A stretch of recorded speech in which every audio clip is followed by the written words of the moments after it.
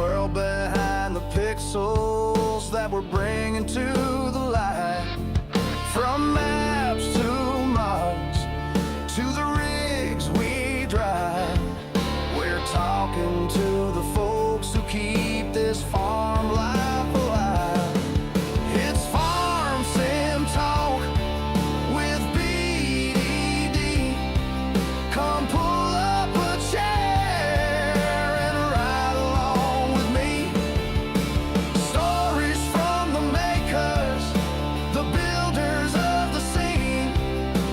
Farm Sim Talk, where we live the farming dream.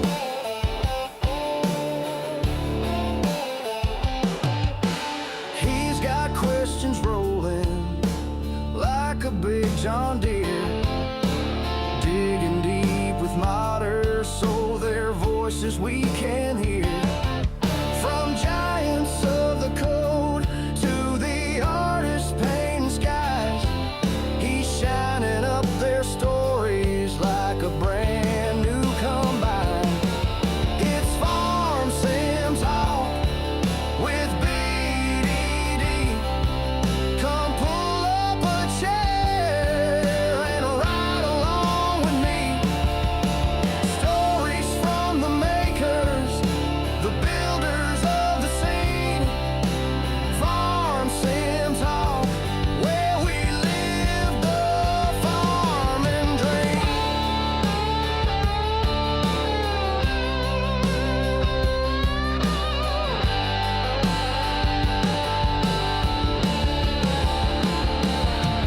From tractors to textures, from silos to sounds, there's a whole crew of heroes making this world go round.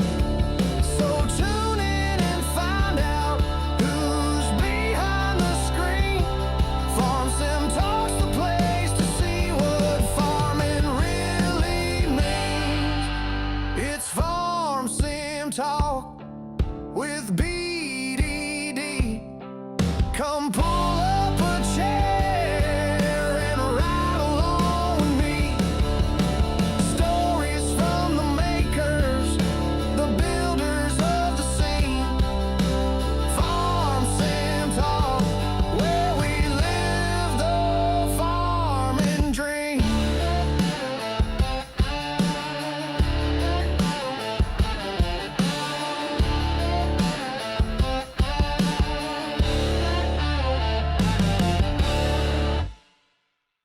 How's it going, everybody? Welcome to the channel. This is Big Daddy Dave, and this is Farm Sim Talk, a show where we get to talk to other creators within the Farm Sim community and get to know a little bit more about them. I am joined here by Jaked Up 77. Jake, how are you doing tonight?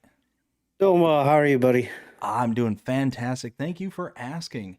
So do you want to give us kind of a quick introduction of who you are and what it is that you do within the community? Sure. So I'm Jaked Up. Most of you guys know me as Jake. Yeah, I do a little bit of modding and a little bit of live streaming and content creation here within the Farm Sim community. Excellent. You want to point us to where we can find you? So yeah, so you can find me on Twitch and YouTube, all under Jaked Up. You can find me on Facebook at Jaked Up Gaming, or Jaked Up 77 Gaming. I forget. I think it's Jaked Up 77 Gaming over on Facebook. You can follow along. I'm sharing updates about modding and mapping and all that. And then yeah, I think those are the three main places. And they should all be linked down below in the description, so go check them out. And do you want to give any shout outs before we go? Yeah, so I mean, I'm gonna give you a shout out for doing this for the community. It's fantastic. Dust Bunny is fantastic. She's one of the OG Jaked Up supporters. The Herd is another one. Gold Gaming, Bonehead 4B, Farmer Cop. There's just so many to count. We could be here all night. Oh, excellent, excellent. So PA Plowboy, he's practically my neighbor. We've got a bunch of people out there already in the audience there. Give a few shout outs here real quick. I see PA Plowboy right there in the chat. We got Kobe Gaming, Dust Bunny. We got Miss Lisa. We've got Ghost Tech Gaming. Let's see, who else do I see out there? I saw Jody. How's it going, everybody? Hope you all are having a fantastic night so far. So what do you say there, Jake? You want to get into it? Let's do it. All right. Well, the first segment we got here is Digging Up Dirt. This is where we're going to get to know who you are outside of the community, more the personal aspect of things. So first things first, do you have a job outside of creating content, or is this your primary job? I have a full-time job outside of Farm Sim in the community. I work for a case dealership here in my hometown. I should say home county, not really hometown, but so I work for a case dealership. I work in parts. I followed my calling like Rusty Money. Oh, so it's a case dealer. So are you a big case fan, or? Yes, and the crazy thing is I just started there 3 weeks ago, leaving a John Deere dealership, where I had to be a closeted case fan. So So tell me, how difficult was that? Just kind of sitting around there. It's like, I'm in enemy territory. What do I do?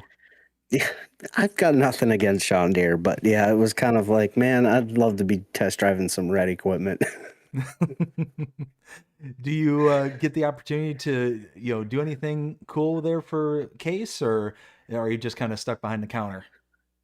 Currently stuck behind the counter. I have goals to maybe get into more of the equipment sales aspect of it, getting to work with farmers and stuff. So yeah. Awesome, awesome. So is it like a pure dealership, like a car dealership, where you would have like your service departments, your sales, and all the various different entities throughout the Yeah. actual So dealership? so you have in the dealership, you have your ag sales and you have your smaller equipment. Like we're also a Kubota and a JCB dealership. So we kind of have those three things. The company was founded in 1941, and is primarily a case dealership.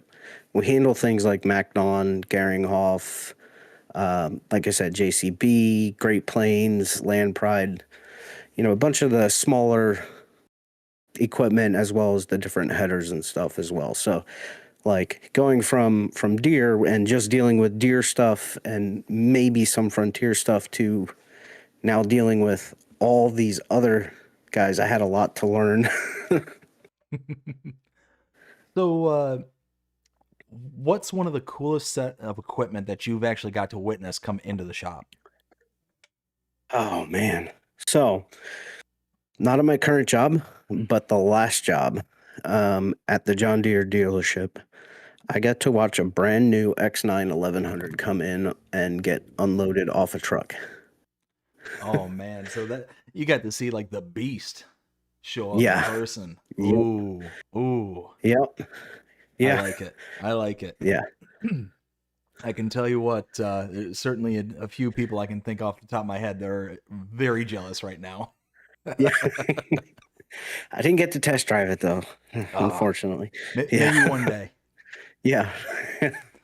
So, tell me, what are some of your hobbies? Do you like hiking, fishing, sports? I love to fish. I love to hike. Uh, don't have much time to do either of those things. I'm would love to get back into fishing. I love to fish. I'll go. My wife doesn't understand it, but I will go sit out on the river and just fish my heart out. I don't have to catch a thing, but I'll have fun casting the line. That's for sure. Worst day of fishing is better than the best day of working. Amen to that. So what's your fish of choice? What do you try and go after? So around here, we will go mostly for catfish. We'll go bow fishing for carp and catfish. But yeah, mostly catfish, and then you know early spring, usually first weekend in April, trout is huge. And I know of a couple spots where they stock and it doesn't get overcrowded. So Nice, nice. Now, are you one of those, what are they called? Noodlers? Is that what it's called? no, I don't know. No. Like Nope. you've heard of that, right? The people that'll Yeah. stick their arm down the hole and hopefully not lose it to a Yeah. turtle or something. Yes. That's why I don't. I've never understood what would go through somebody's mind is to, you know what, I'm going to go into the river or I'm going to go into a lake and I'm going to start rooting around places where I can't go into, I can't see, but let me get my small little digits in there just in the reach of something. Don't know what it Yeah. could be, don't know if it could be something that could actually hurt me, but then stick my hand in there, wait for it to actually attack me, because that's what it's doing. Is it's not just saying, okay, hey, there's something, chomp. No, it's actually trying to Yeah. get at you, and then pull it out and hope I have something remaining after everything's all said and done. I'm just Yeah. I'm out. that's it. You won't catch me doing that. Nope. Oh man, I just again, I know that I have been built for certain things in life. That is not one of them. And that's how I feel about skydiving. So Right? if I was meant to fly, I'd have wings. Exactly.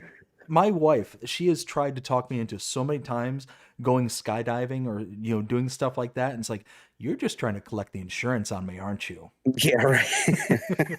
I'm gonna get up there and I'm gonna have like the cartoon, like Looney Tune style backpack where I pull the ripcord and it's just a bunch of pot and pans go Yeah. flying off into the air, and it's like, hmm. Yeah. Yeah. No. Um, Yep. but what about sports? Are you into sports? I like sports. I'll play sports, but I'm not really like I'm a horrible like sports fan. Um, I'd really just I would much rather go to a game in person and watch a game than I am to sit down and watch it on TV. I enjoy playing soccer, softball, things like that. Football, I'll throw football and play tackle football all day long. But yeah, I'm not like huge into sports. Gotcha. What about books? You like to read? Yeah, I don't read as much as I used to, but I love a good book. Um, What would you say is recently one of your reading, Sorry, go ahead. as I say, but most recently I've been reading The Terminal List by Jack Carr. Um, former Navy SEAL, fantastic, kind of fictional story, but based on his real life experiences. And with him being a Navy SEAL, there's entire chapters that are blacked out because the Pentagon has to approve what he prints. Oh man. Yeah, it's one of those where I thought I recognized the name. It's one of those that I might be thinking of somebody else, but I think it's the same person I'm thinking of. Yeah, it just sounds so familiar to me. It actually kind of reminded me when you mentioned the Navy SEAL. I just started getting into this. Oh goodness, what is the? Oh my goodness, I'm gonna blank out. Of course I am. It's the have you ever heard of like the Fat Electrician on YouTube or Donut Operator or any of the Donut operator I've heard of, yeah. so they came up with their own like streaming service. Okay. Oh my goodness, now I'm gonna have to look at my phone and figure it out It's because not that's just that TV, is it? Pepperbox. It's called Okay. Pepperbox. And behind the paywall, they've got a bunch of different shows and stuff on there. And there's one person in particular that I just recently picked up on. He's a Navy SEAL or a former Navy SEAL. And he was describing some of the things they had to go through training and all that stuff. And it's like, wow. Yeah. Like it's yeah, again, Yeah. not wired to do certain things in life. That is one of them. Yeah. Yeah, Ooh. just watching the selection process, is just like, yeah, no. Yeah, it's just you just got to be wired different in those Yeah. kind of cases. But what about Yeah. movies and TV shows? Are you into movies and TV? Yeah. I we're we're huge NCIS fans, so the NCIS Origins is back for its second season, so we're really digging into that. I'm a huge Lord of the Rings fan. Hi, I'm a nerd. And so yeah, I'm a huge like Tolkienite, and I've read the Silmarillion and all that stuff. So Very um, nice. yeah. So, what would you say would be your favorite book, movie, TV show? Oh, TV show definitely. I would say NCIS. The original crew just yeah, I just find that awesome.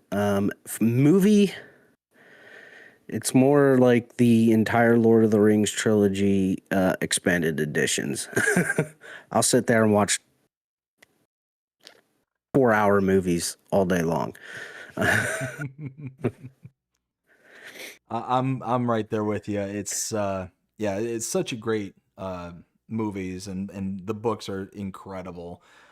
Between obviously Lord of the Rings, The Hobbit, just it's incredible storytelling. And I don't know about you, but it makes me sad to see where it's at nowadays versus the kind of original stuff. Like it's taking a Yeah, long walk off a short pier, in my opinion.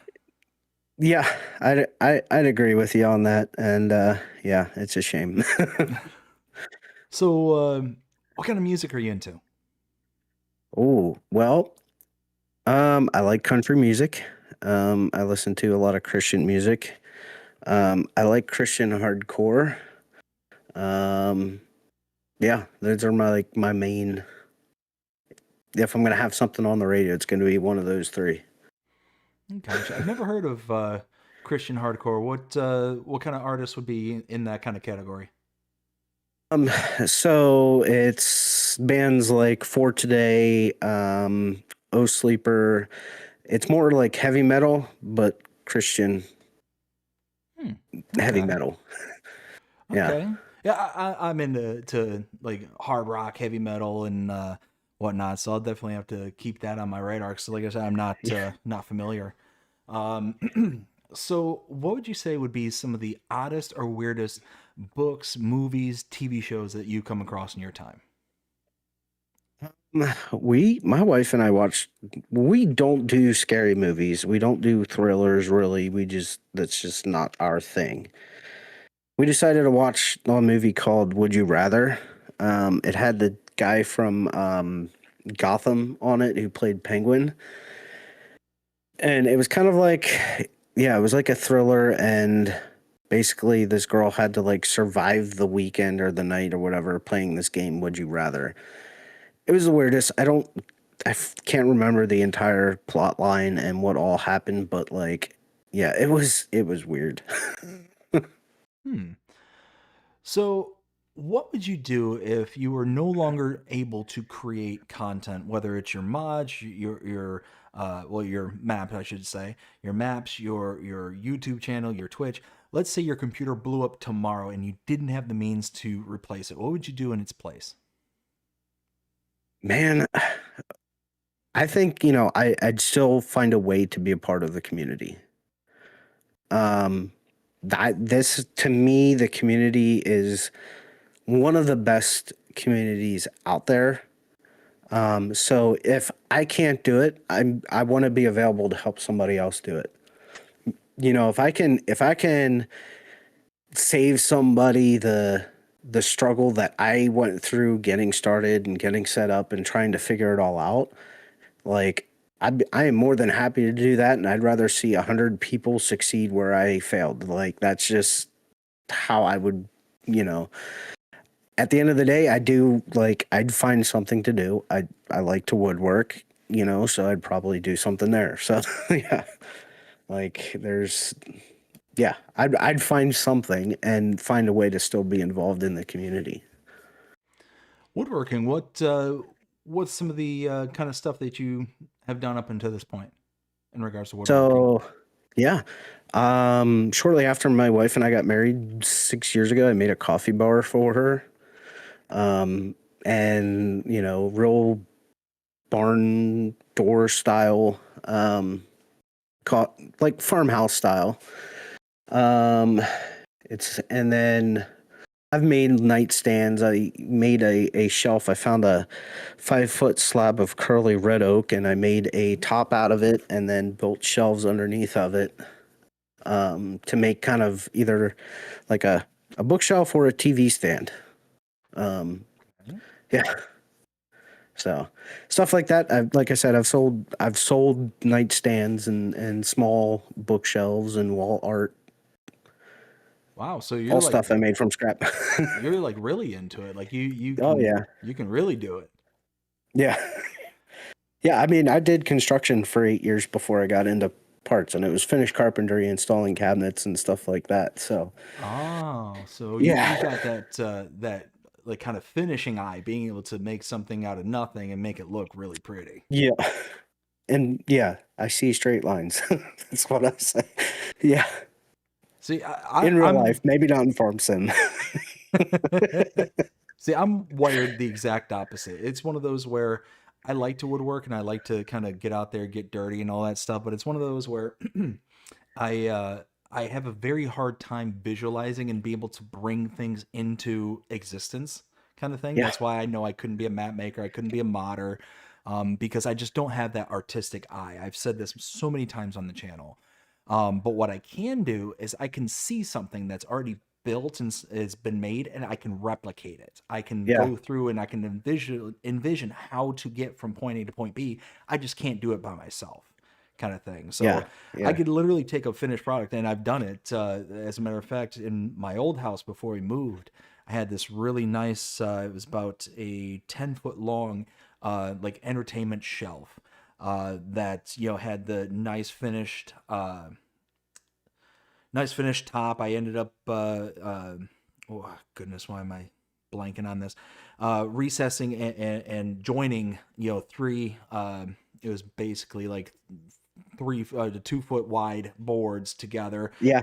Did like a nice stain top on it, finish it off with a nice clear, and then did a bright white finish base on the bottom Mm, of it, and it turned yeah. out really solid, really nice. But it Yeah. was just so big that we just decided we couldn't take it with us. So we ended up saying, "Hey, person who's buying the old house, do you want it?" They're like, "We'll Yeah. take whatever furniture you don't want because we're Yeah. brand new to this whole home owning thing." And yeah, we ended up Yeah. saving so many trips to the Yeah. whether it's the That's nice. junkyard or the sales or anything like that. It's like, you know what, Yeah. you take it all. Yeah. And that's the thing too. Like, that's why I'm not gonna go noodling, because my hands, I can make money with my hands if everything else fails. Well, yeah, and that's the nice thing too is, you know, is being able to have it as kind of either a side hustle or whatever those kind of things. Even if you have to make it into a real real paying job kind of thing, you have the ability to do that, which is really nice. Yeah. Yeah. So, has it been a dream of yours to create content, or do you feel like you just kind of fell into it? I would say I kind of just fell into it. Like I don't I wouldn't say it was necessarily like something I always dreamed about doing. 3 years ago I was working at Apple, and I had some time on my hands, and I was playing on Xbox, not yeah, Xbox S, and not the series, but like whatever version came before that. Um, and I would stream to Twitch, then download that or share it to YouTube, and that's kind of how I just kind of like, I'm gonna give this a shot. And it wasn't even Farm Sim that I was necessarily looking to kind of maybe get started streaming and doing that content creation for. Okay. So, how long have you been doing the whole content creation modding scene within FarmSim? Yeah, so my channel just celebrated its third birthday, so 3 years. Oh, Yeah. congratulations. Thank you. And I would say probably about the last like year and a half, well, probably about a year or so getting into it. Um, so, um, the getting back into streaming and getting back into, with the birth of my daughter 2 years ago, I kind of like just kind of slid under the radar and kind of focused on my daughter and my family and all that. And then modding, I wanted to do something in 22, just never got around to it. 25 came out, and I'm like, you know what? I'm gonna go for it. I'm gonna try. The game's new. I'm gonna try and get a map published, and started back in March, I think, on my map, and then it took basically up until the end of October to get it to everybody out there. Oh, so quite a bit of time between, start to finish. You said March, Yeah, right? yeah, yeah, Wow. So yeah, you're talking nearly 3/4 of a year. yeah, yeah. Wow. Well, yeah. But you look at like, is it not Black Sheep Modding? Who's Oxygen David and his Yep. map, Whitcomb Park? Like he's been at that basically since the beginning of the game, like for Farm Sim 25, Yeah, that's a good pretty point. much. So it takes a while. It's not like something that just happens overnight. Well, especially in your case, because this was your first map, correct? Yeah, yeah. So yeah, My you're first like official map for Farming Simulator, so you're I would sitting there say. trying to pick up on all the techniques, trying to learn everything, and getting through all the issues that you're coming up against. I mean, there's so many different things Yeah, that can crop up between start and end that yeah, I mean, I'm sure that there could be situations that pop up that you could be spending weeks on, trying to yeah. resolve and all that stuff. What would you say would have been the longest issue that you had to deal with when developing your map? Um, I think it's getting some of getting the placeables and getting the like some of the store signs or like the store symbols to show up on the map. Between that and then just trying to figure out what the heck the error was pointing to and what was causing the error. Um, Thankfully, Gaming Josh, yeah, Gaming Joy, Josh kind of knew what helped me figure out what was causing it. But yeah, it's I think some of those details and learning the XML to get like if I put a building in here. So in Giants Editor, you can basically create a pre-placed placeable on your map. In theory, it's great, but you need to then go in and actually edit the file path correctly because Giants Editor is reading it as if it's coming from your system, but you need to go through and you need to do the $ data, so it's pulling it from the game data so that when all of you play it, it's reading it from your farm sim files and not my farm sim files. Like, because you're not necessary, your game's not installed on my system, so like it's XML. So many times wanted to pull my hair out. Oh, I bet. And I do a lot of SQL programming and stuff like that. So I'm familiar with how to read code and, go about, things along those lines. But, you know, XML and SQL are like two completely different animals. They're nothing alike. And it's one of those where, at the end of the day, the, trying to learn that language and trying to figure out all the little nuances and tips and tricks that are within it, it can get to be a very daunting task. I mean, just that aspect of it, and then take into account that you've got to get the XML to interact and do everything that it needs to do with the actual map itself, at Yeah, specific phases and all that stuff. And that's just kind of the bare minimum of stuff. I mean, there are definitely things that you can do that are like 100 levels deeper. That's going to make everything kind of, pop and have all the fancifications and stuff like that Yeah, going on in the yeah, background. Like there's so much stuff that can be done with coding. And once you kind of yeah, learn all that, it gets to be crazy. yeah, for sure. So, do you like to travel? Yeah. I mean, I think it depends on where we're going. I'm not a beach person, but yeah, I like, I like to go places. And what would you say that your favorite place that you've traveled to so far has been? Ooh.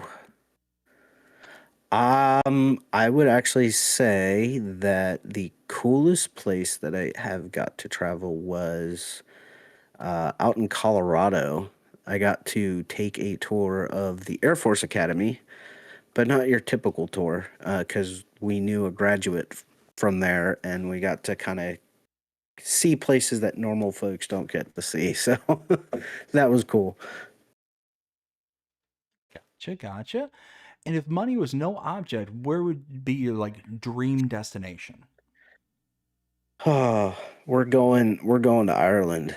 Um, yeah. We're going, that's kind of, my wife and I both have had that talk where we're like, we're going to Ireland. So So, what about Ireland is kind of the end all be all for you? I'm Irish and I love the culture. And it's one of those things where it's like, I don't want to just go to the touristy cities.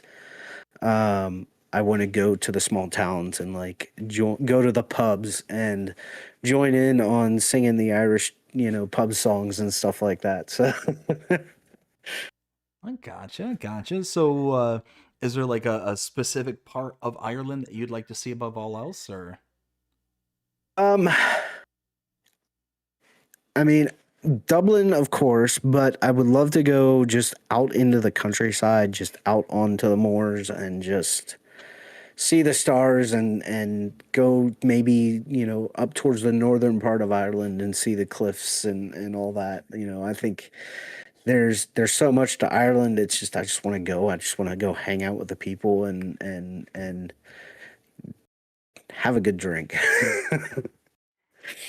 Gotcha. And earlier you mentioned wife and kiddos. Yeah. How do you create that balance between the home life, the work life, and the creator life? So I think for me, it's my family comes first. So if there's a Saturday night where I want to stream, but my wife has had a hard week, or my wife just needs a night, especially during the week, like we tend to swap back and forth who's putting putting her down, and some nights it's me 2 3 nights in a row, and it's like, man, I want to do this, but they come first. So I go to work, I come home, my computer doesn't go on until she's asleep. And if that means, you know 11 o'clock rolls around, that's usually when I tend to hit the sack during the week, and my computer hasn't come on, like, that's okay, that's fine, and my family comes first, and then the farm sim stuff. So yeah, I don't put pressure on myself to put content out or stream, or you know I think at the beginning I did, but yeah, I don't tend to lean that way anymore. Gotcha. And what would you say inspires and motivates you? um I think I my faith motivates me to get up every day and provide for my family. I would say definitely, like, my wife is another huge supporter of mine, um, and has kind of encouraged me in the farm sim stuff, but even just my day to day life. Um, there's a lot of things from my past that we've kind of struggled through and are still kind of struggling through. Um, that, um, but for God and my wife, statistically, who I am today is not who I should be statistically. So I would say it's definitely a combination of my faith and the support of my wife. Gotcha, gotcha. And let's say somebody meets you for the very first time. What's one thing that they'd be generally surprised to find out about you? Oh, well, huh. That's a really tough question. um, I think, well, no, I think I am an introvert, okay? Like, so I know that comes as a surprise because like we're having a conversation here and I stream and I interact with people, you know, all day, every day, but I am naturally just an introvert. I mean, personally, I completely understand. The exact same way. You put me in a situation with one, maybe two people that I'm not familiar with, I can be social and work out just fine. But you throw me into a big crowd of people or anything like that, I shut down immediately. I want nothing to do with it. Just let me let me retreat and go home. Yeah. Yeah. So go ahead. I would say like I enjoy meeting new people, but I also like I just don't like meeting new people in very large crowds. Yes. Yep. Yeah, like I said, put me in a situation with one, maybe two people. I'm totally fine. I can handle it. I'll be, very cordial, very polite. Smile, nod, listen to the conversation, the whole 9 yards. You put me in like perfect example. I'll give you a quick story here. So my brother-in-law, he was in the Navy. He was in Annapolis, so he was in school training to be an officer, and he decided that one night he wanted us all to go out to one of the bars that he was frequenting there in town. And I'm like, okay, why not, we'll go to the bar and go hang out and all that stuff, whatever. We get there and it's not so much a bar as it is a, because he didn't describe it well enough to us, but it's more like a club with a bar in it kind of thing. It was Yeah. very weird. It was something I would never had seen before ever. But it was so packed. There were so many people in there. There's no way that was not in violation of some kind of fire code. Yeah.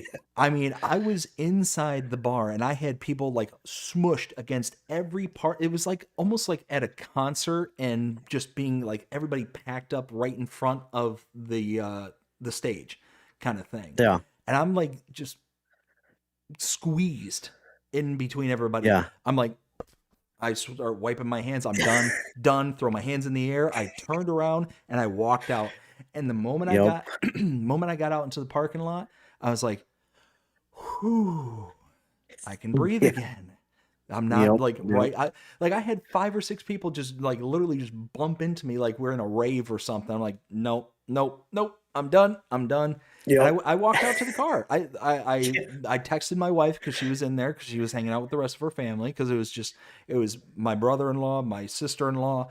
Um, actually, I think it was two of my sister-in-laws, and we were supposed to be hanging out in there. I just turned around and walked out. I texted my wife and said, I cannot handle this. I'm done. Meet me out in the car whenever you is that your guys are done. Yeah. So Yeah. it Yeah. was a rough night. Yeah. So what's one of your biggest fears that keeps you up at night? Well, I think, for me, it's not being able to provide for my wife and daughter. Um, I think that's probably the number one thing that I think, yeah, I think I tend to lose the most amount of sleep over at the end of the day. Completely understand that. So do you own any pets? No, unfortunately. Are you We looking live to in an own apartment. pets? Yeah, I am, and my wife and I have this ongoing conversation that for me, dogs belong, in the house and on my lap when I'm seated on the couch. She grew up and dogs weren't allowed in her house. So trying to balance that out. I'm a big dog kind of person. I'm not a fan of rodents and ankle biters and stuff like that. So What's funny is when I started dating my wife many years ago now, I was the same exact way. I was a big dog. My parents, when I was still living with them, had a Saint Bernard. So pretty much, anything below like lab size was like a no-go for us. Well, then I meet my wife, and at the time she had a Chihuahua. And if it wasn't for her and it wasn't for him specifically, I would have had the same mentality, until today. It's like no small dogs, yeah, no ankle biters. They're just purse poodles and whatever. Um, yeah, no, he changed me. Like he yeah, was just his personality was just one of those where he knew he wasn't the biggest dog out there, but he didn't care. He was just yeah, like, I'm gonna, hang with the big boys. And at the time, well, not at the time, but shortly after, we ended up moving up to Georgia together. And when we were there at our apartment, we ended up getting another dog, and he was like a lab mix. I think he was a lab mix with Chow, yeah, and he again another really cool dog, but the big guy he was just a big baby, and the little guy would sit there and just want to wrestle and play and do whatever he wanted to, and the big guy was like, okay, let's do this. Well, eventually one day they actually started playing, like actually playing, and yeah. that's when the little guy realized, oh, I'm not as tough as I thought I was. But again, it's just that personality. If it wasn't for Yeah, him, I would never have been okay with small dogs. But yeah. I think I'm more accepting of them nowadays. But I still want my big dogs. Right.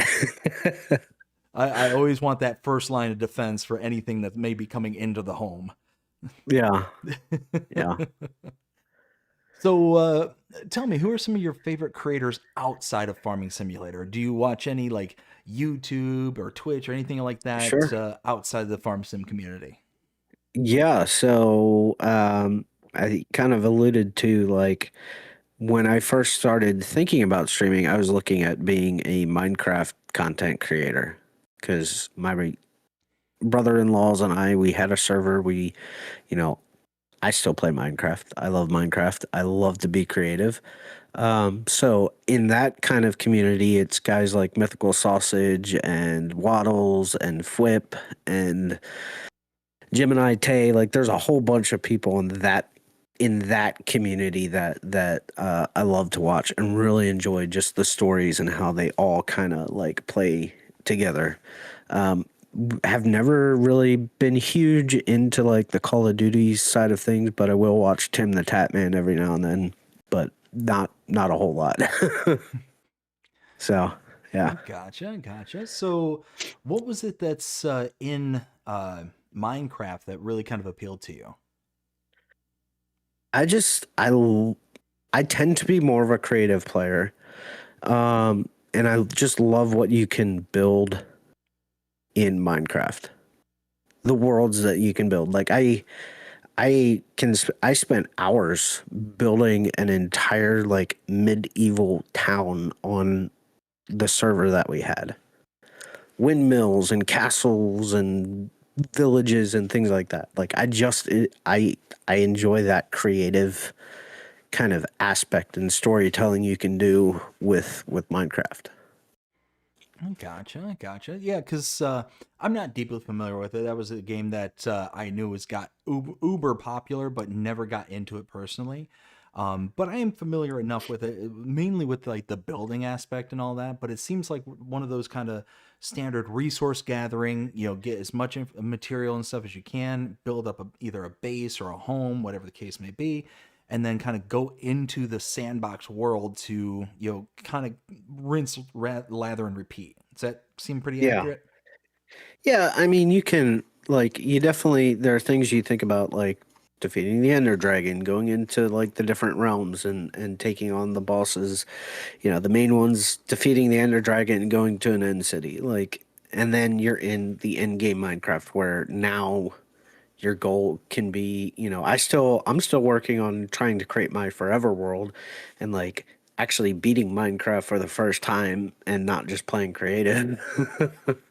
But just that like this is the world that you're gonna play forever, and you are gonna build X amount of towns or villages or whatever, just whatever kind of hits your fancy, I guess, when you sit down to play. And I've seen people like build up these insane structures before. Like I've seen one person actually make this I mean it was this giant house, but it was made out of a volcano. Yeah, So basically they took this like volcano portion and built up some like structure around it, but then as the lava flowed out, it kind of encapsulated and made this giant dome kind of yeah, thing. And then they sprinkled like water over top of it to solidify all of that. And yeah, then once they had this dome all in place, they ended up like basically building up the inside of the structure. Like it was the yeah, wildest things. Like I again, yeah, I could never be that kind of creative. yeah, I just don't have it. yeah, I don't have yeah, that kind of mentality. yeah, So, yeah. if you could meet any three people and it could be in past, present, who would they be and why? Yeah. Oh, mm, good question. I think um, I'd love to meet Winston Churchill.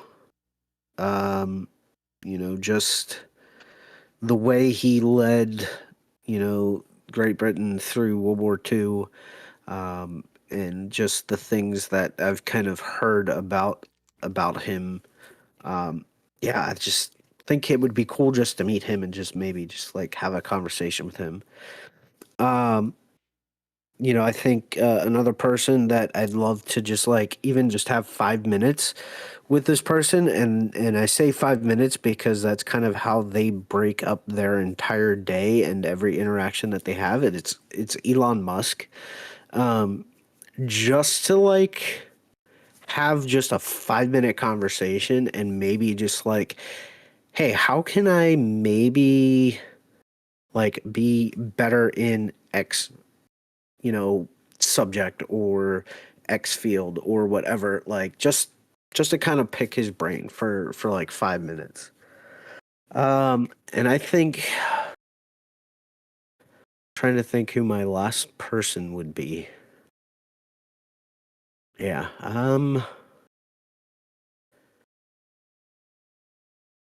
I can't think of anybody else right now. Yeah. So, it's interesting that you bring up like Elon Musk. It's one of those where uh, my brother-in-law, the one I was mentioning earlier, the one who went to the Naval Academy, he had mentioned how he basically tries to sit down with as many people as he can possibly, talk to kind of thing and just kind of pick their brains and in particular for a while there he was looking to get into like real estate and to do like home rentals and renovations and stuff like that.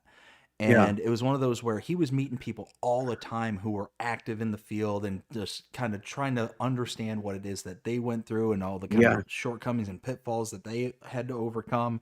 So he didn't have, and it's amazing that if you're willing to just kind of sit down and listen and just kind of take in as much information, you can learn so much. Like that kind of knowledge passage from one person to the another is incredible. So Yeah. it's just got to be willing to listen. So I understand what you're saying about the being able to talk to somebody like Elon and be able to like pick their brain for a little while. It'd be a big knowledge Yeah. transfer at that point.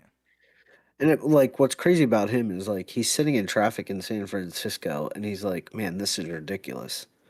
I'm gonna bore a tunnel from one side to the other side. We're just gonna do it." Like just the way he's like, "We're just gonna.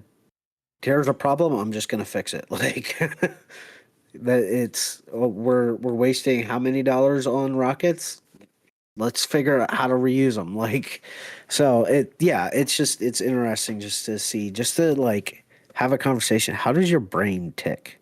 Mm-hmm. Like, what's going on up there at every single second? Yeah, yeah. I mean, regardless of how people think of him personally, just to be able to have that few minutes of just understanding what it is you go through to try and get from point A to point B would just Yeah, be invaluable. yeah, yeah. So tell me, what was your first paying job?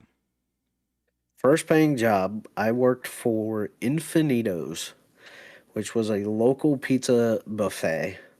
It's my first job. I was still in high school, and I actually was worked there pretty much all through high school. Okay. Yeah. And if you'd never discovered Farming Simulator, because you said that your channel's been going for about 3 years now, had you played Farming Sim before your channel started, or? So I had played on mobile. I think it was FS14 Oh is wow. kind of the first. Yeah. And then kind of fell out of it for a little bit. Got more heavy into Minecraft. But yeah, so 3 years ago, it was Farming Simulators. What? Because I started watching other creators and trying to figure out this game. So yeah, that's kind of how it all started for me. So if you had never discovered Farm Sim, what game do you think would have taken its place? Oof. Um, there's a game, so either Minecraft or I would say Assassin's Creed Valhalla. At least That's a for good a game. period of time. Oh yeah, I know.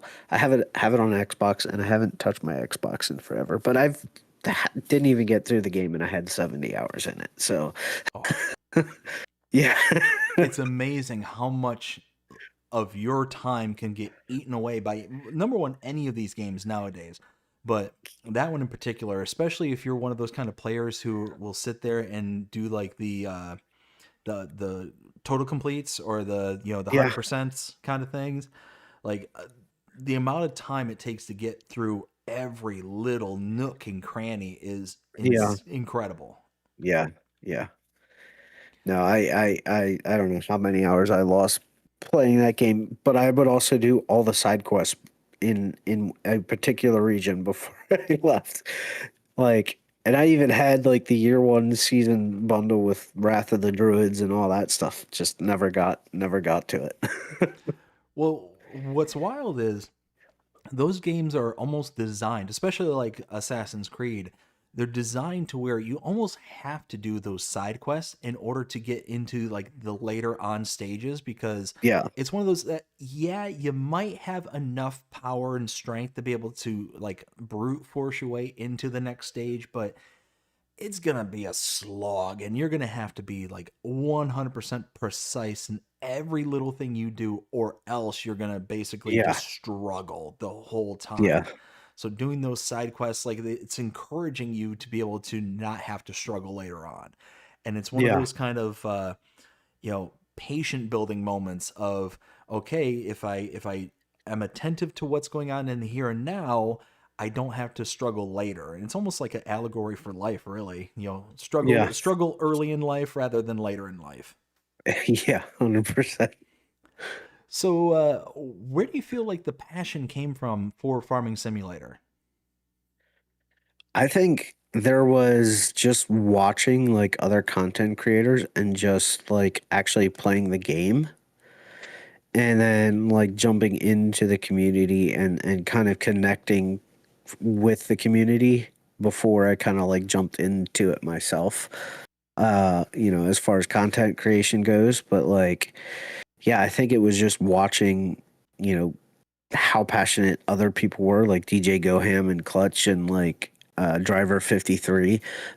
Like those were the people that kind of were my go-to people when I needed to learn something or figure out how to do something. It's incredible the community that we have here, the individuals that are involved in it who are willing to, like we mentioned earlier, that kind of knowledge passing, being able to, s- take the information that they have and to relay it onto others, whether it's, big creators like you mentioned there, like DJ and Clutch, who are willing to put out those kind of how-to videos, or even the individuals who you may know on a more intimate basis, to be able to, like, while you're building your map and you come across one of those roadblocks kind of thing, those individuals you mentioned, Gaming Joy Josh earlier, those Yeah. people like him who are willing to kind of put in the effort to kind of bring it out and get you past that hurdle. Yeah, Yeah. one of the best communities that I have ever been a part of. I've said it many times. I'll continue to say it to this day. Is the Farm Sim community. 100% agree. 100% agree.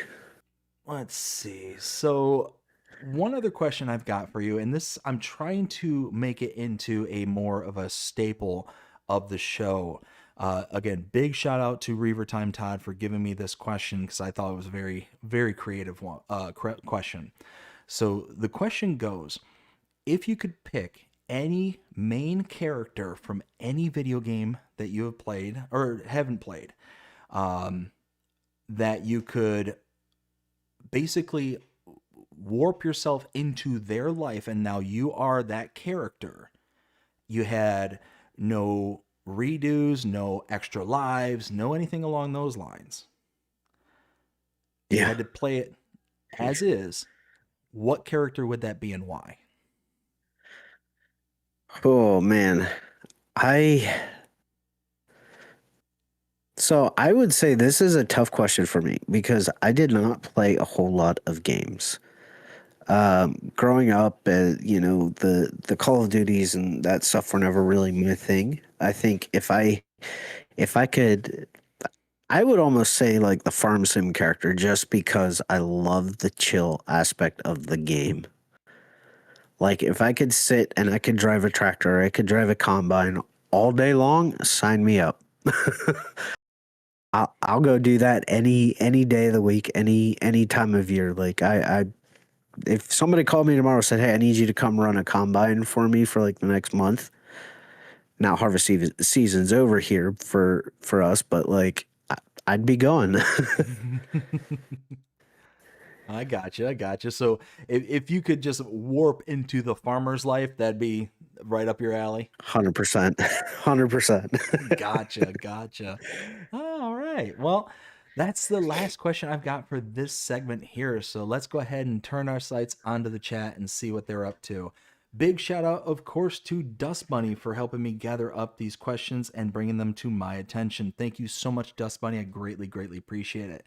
Let's see. We got one here from Dust Bunny. It says, congratulations, Mr. Jake, on your 3rd gaming anniversary. Your map is awesome, she says. Oh, thank you. So her first question is, Thank you. where do you see yourself in 5 to 10 years in regards to your modding, your channel? You know what? Let's split them out. Where do you see yourself in 5 to Yeah. 10 years in regards to your Twitch and YouTube channels? You know, I think about like when I first started YouTube, it was like I just want to be a YouTuber. I don't care about having the largest, YouTube channel. I I would rather have built a community of people that just enjoy the content, like to come hang out and stream. You know, I have a zero tolerance policy for bullying or harassment, so like I want to build a safe community for people to come and hang out. And I want people to walk away like feeling encouraged. So like, I don't have crazy rules. If people need advice, they can always ask in chat. And I think for me, that's just I I want a community where people can come and go as they please. But if they're gonna go, but that they're leaving with something. Like they're not just leaving because they don't like me, or if they don't like me, that's fine. But I want them to leave with something and knowing that they can always come back. Shit, and where do you see your modding in the next 5 to 10 years? So I think I have a long way to go with modding. I think hopefully I will, kind of be like Oxygen David and learn to mod some of the buildings for my map. Um, I would hope to have maps that are just detailed that people when they look at it and they download it, they're just amazed and they're transported to whatever place.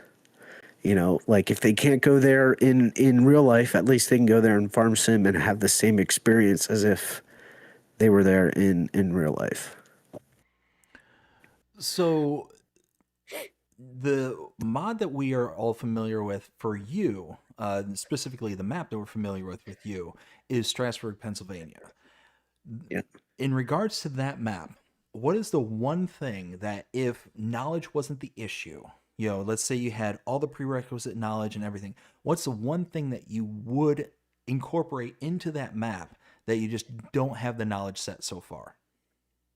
So I think like the number one thing that I see that I get the request for is the train going to be on the map? Is the train museum going to be on the map? If I knew how to model and I knew how to in game all of those assets, yes, 100%. Because like that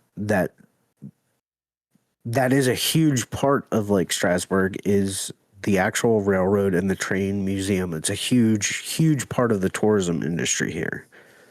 That and the Amish buggies on the roads. I think that would be like top notch. That just transport you right to Lancaster County, Amish country.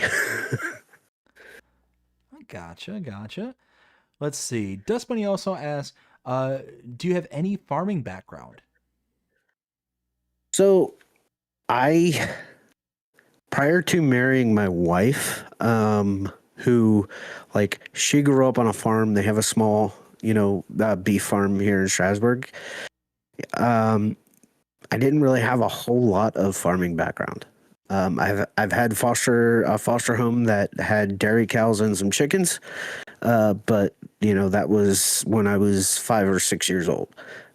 So not really a whole lot, but yeah, marrying into it and like being all for it. Let's go. Gotcha. And she also asks, how did you get started in FS? Yeah. So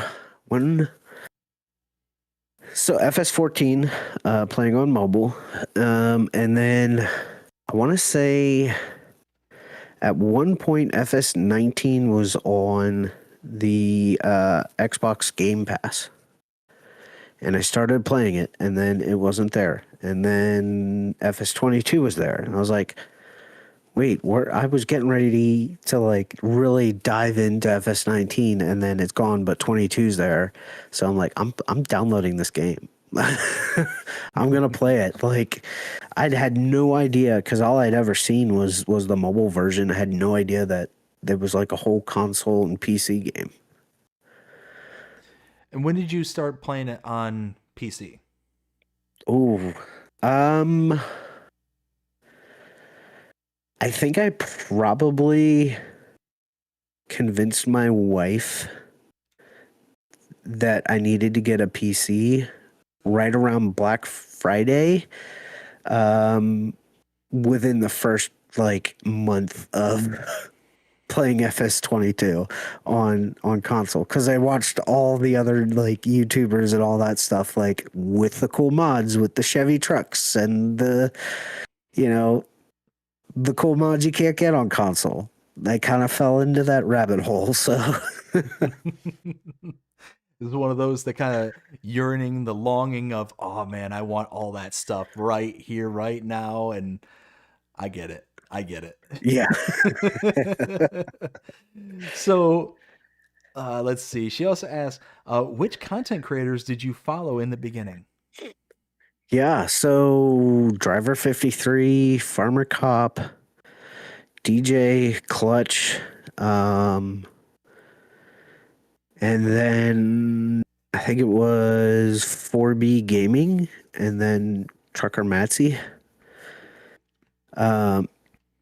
Yeah, those were like the main folks that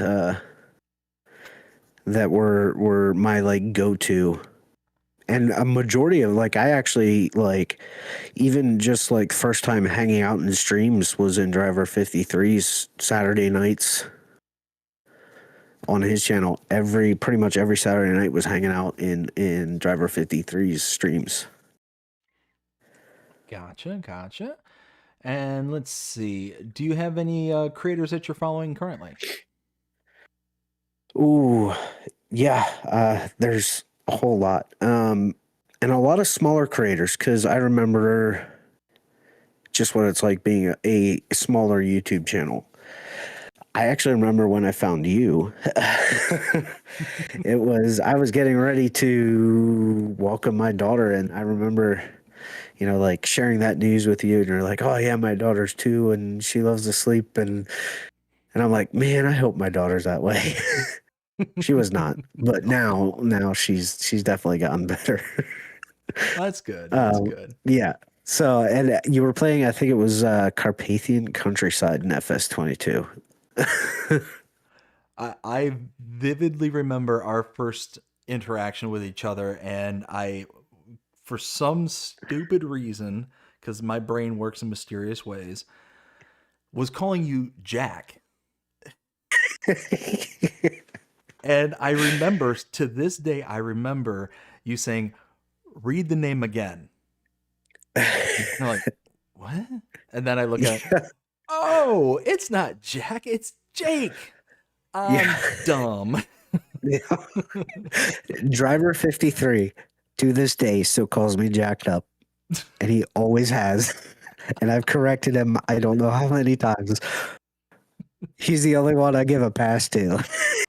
It's one of those where, yeah, when I saw that, when I took note, I was like, oh man, like really, like it was like It happens all one the time. oh man, and it was one of those. I actually genuinely felt bad about it because it was one of those like, how did I go about?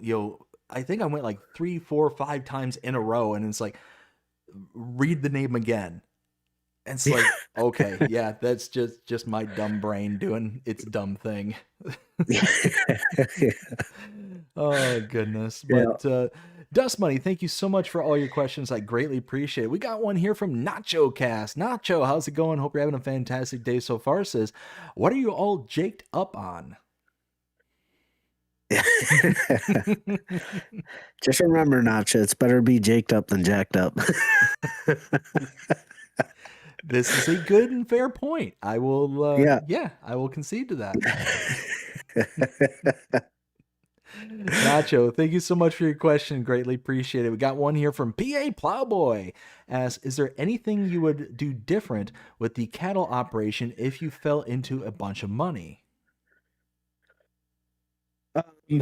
Yeah, I think I would expand, I think I would expand the farm a little bit. I think, I'm a dreamer. And my wife will definitely tell you that I like to dream big and sometimes dream outside of reality. So yes, I've thought about, I would buy, a bunch more acreage and actually start farming for real life and not just in farm sim. Okay. So are you like pretty much settled on the beef farming aspect of things, or would you want to expand into like arables or things like that? So, I mean, one of the things we definitely were discussing kind of as a family and as a business is adding in more of a market garden, and kind of you have your corporate farms, your bigger farms. I think where there's a huge disconnect in today's world is where food actually comes from.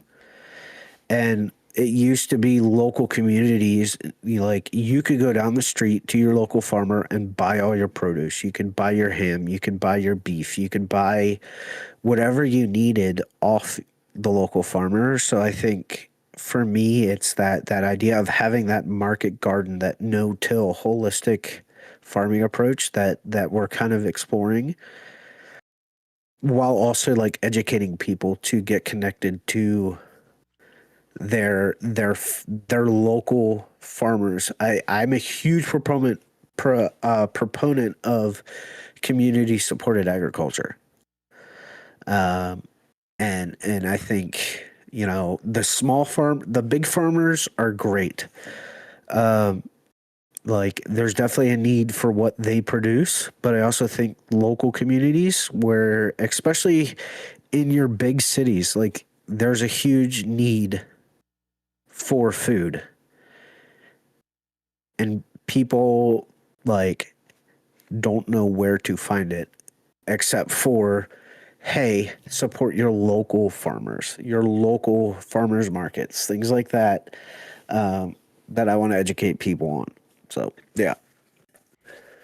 No, absolutely. I mean, with the modern conveniences that we all have, I mean, most people think that, beef arrives in the package. I mean, it's one of those that people just have such, and I've seen it.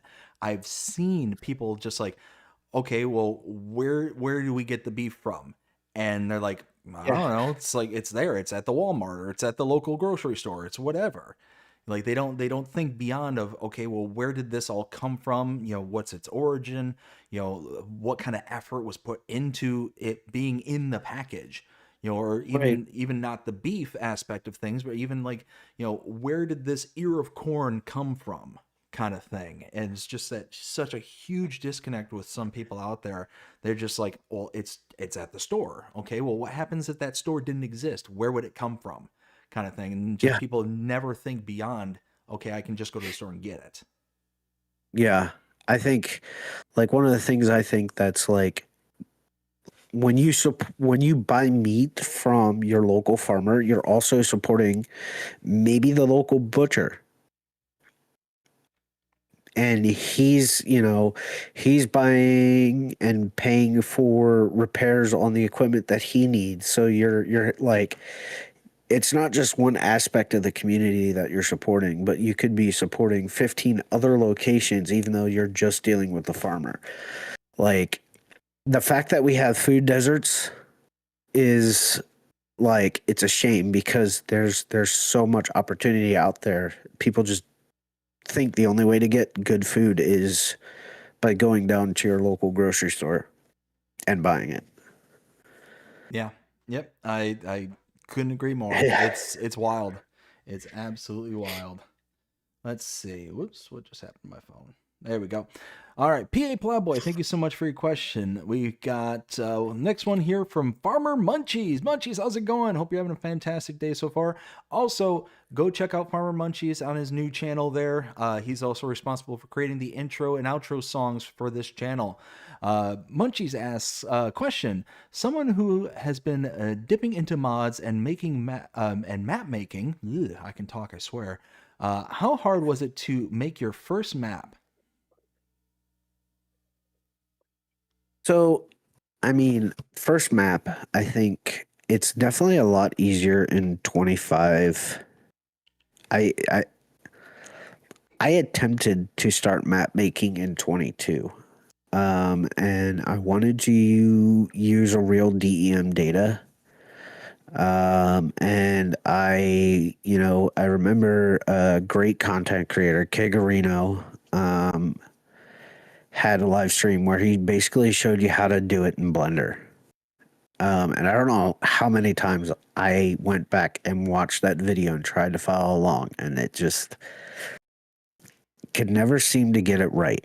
Well, now there's a great tool called Maps for FS, and it does kind of all the terrain work for you. So that saved a lot of time, but I would definitely say, like, learning Giants Editor, learning what its limitations are, where to maybe find the scripts to help you create the road so you don't have to take a spline into Blender and do a lot of work in Blender. I tried doing it that way. I tried doing it the Giants official like tutorial way they have on the developer network. but there's so many great scripts out there now that you can do it all within Giants Editor. So I think just learning to tap into the different resources that you have, such as other modders, YouTube is fantastic. Bob is a fantastic resource to watch when you need to figure something out. Chances are he's got a video on it. Jewel the Jet is another great one to watch. And then, if Matt or Brennan or any of the Shanty Boys are live, hop in and ask them a question. They're fantastic resources. Yeah, like we were mentioning earlier, I mean, there's so many people out there who, go so far above and beyond to help people out. It's such a great community. It's so awesome to see. 100%. Munchies also asked, how long did it take you? So you previously established it took you almost a whole year. It was about 3/4 of a year from start to finish. Yeah. And that's even just even before submitting it to ModHub, having versions of it out on itch so that people can test it and maybe find the bugs that I didn't necessarily see. Or, you guys are testing it, may see something I completely missed in Giants Editor, like 8 million floating 50-mile-an-hour speed limit signs floating in the air. Somehow I missed it, and it didn't show up in Giants Editor until I selected it all. That was a nightmare. It's amazing in how when you're working on a project, regardless of what it is, when you're like so focused on it that those things that seem obvious could just slip right on past you. It was something that kind of dawned on me a while back. I was working on a project for work, and I'm sitting there and I'm going through and I'm getting everything gathered up, ready to go, and then I'm starting to present it to my boss as kind of like a preliminary kind of here it is, here's what it looks like, and then all of a sudden, like maybe 2 to 4 minutes into my presentation, he's like, "What's the story with this?" And I look at it and I'm like, "Whoa!" Like it was just a glaringly obvious like, "Oops" kind of thing. Yeah. But because I'm sitting there and I'm just laser focused on trying to get it done and get it to where they want it to be, just completely slipped past my radar. Yeah, 100%. It helps to have that third person view. Yes. Yep. Let's see. And Munchies also asked, what was the hardest part about making your map? Learning the XML, I think getting that process down and learning how to direct the map to certain files, and learning to track errors down and things like that. It's just like once you start getting into the XML and the game log, you just want to pull your hair out and crawl in a corner.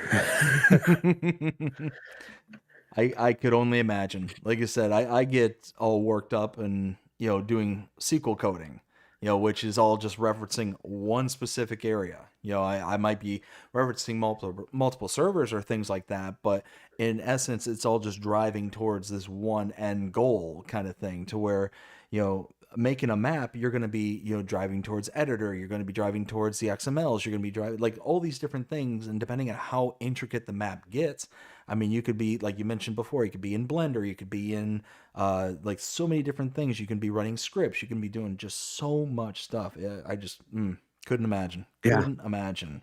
Yeah. And then the last thing that Munchies has here, it's a comment, not so much a question, says, I'd be Spyro the Dragon, haha.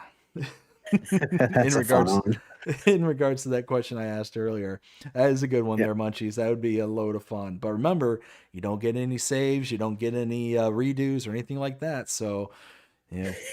Although you might be breathing fire and flying away every once in a while, you're gonna have to deal with some stuff.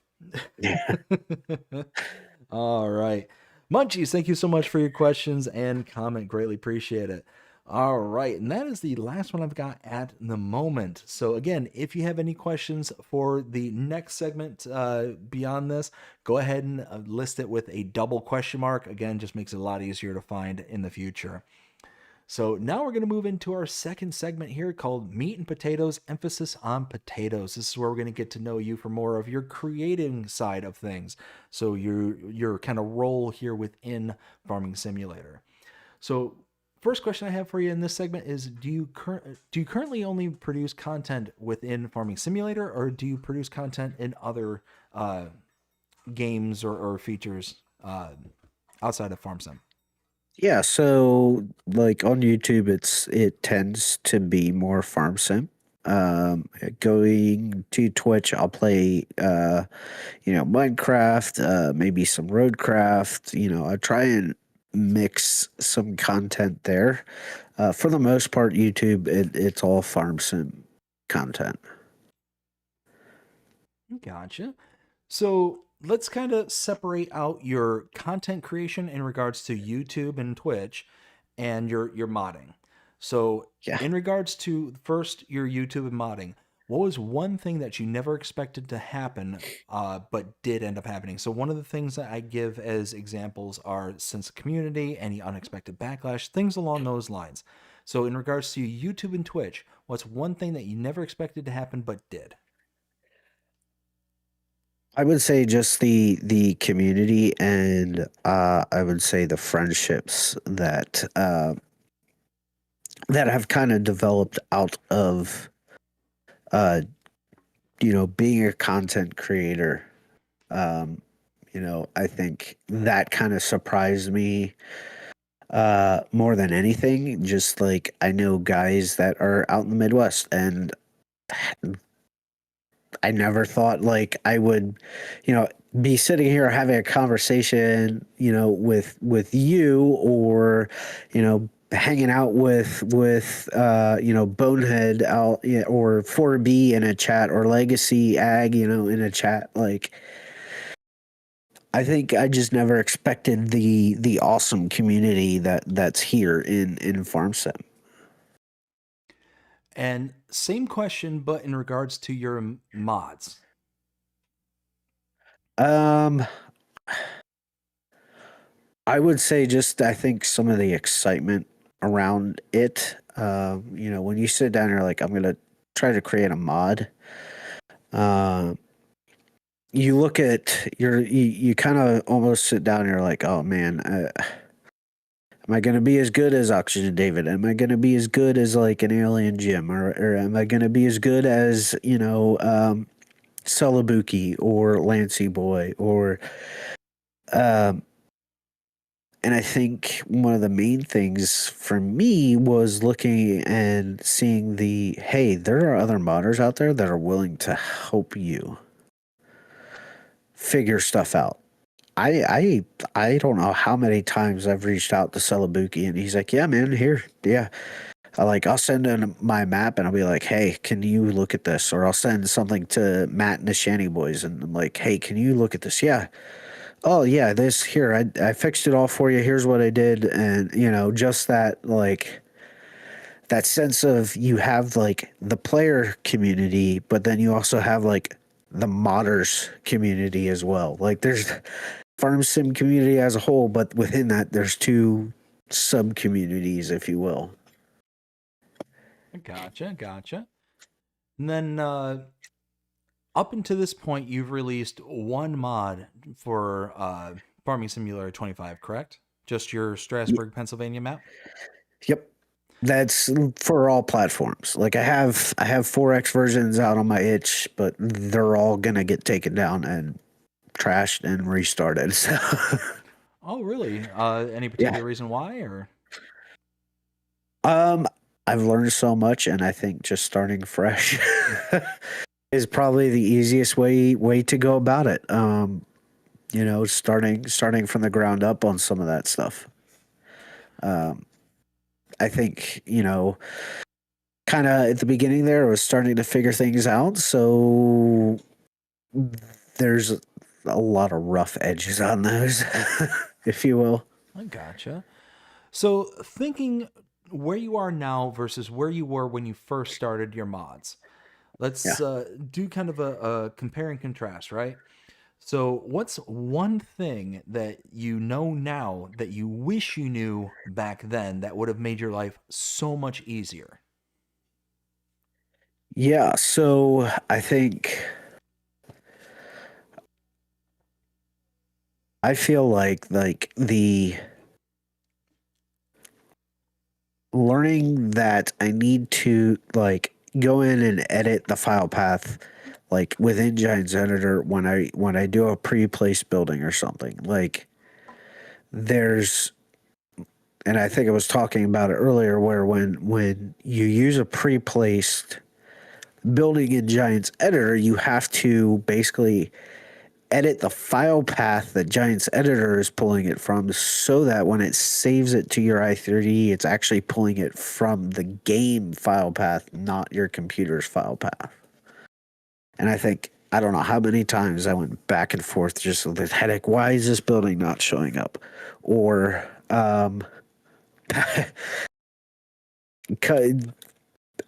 doing the precision farming map for Strasbourg and then getting so frustrated when the map wasn't showing up in game and you're looking at your XML and everything is it's pathed correctly. It's in the i3D. Oh, Jake, you dummy, you forgot to select the precision farming mod. And that's why it's not showing up when you're going to test it. Like like I don't know how many times I did that, and again I just selected the required mods, but I didn't select the precision farming because it's not required. I gotcha. So, do you ever do any modding with the intention of never releasing it to the public? Like this is just for Jake and Jake only kind of thing. No, I'm like if I'm gonna sit down, I'm gonna do something. I'm gonna do it so that everybody can enjoy it. Like I was only ever gonna do Strasbourg. Like I never planned on doing anything else other than Strasbourg. So, would you say But now I that? got my Sorry, go ahead. I said, but now I got my feet wet, and uh, I think I'm gonna jump in and do some other stuff. So, do you feel like it's one of those that once you start doing it, you're like, okay, let me apply this to something else? Like, is that kind of the path you feel like it's taking you down? Yeah, 100%.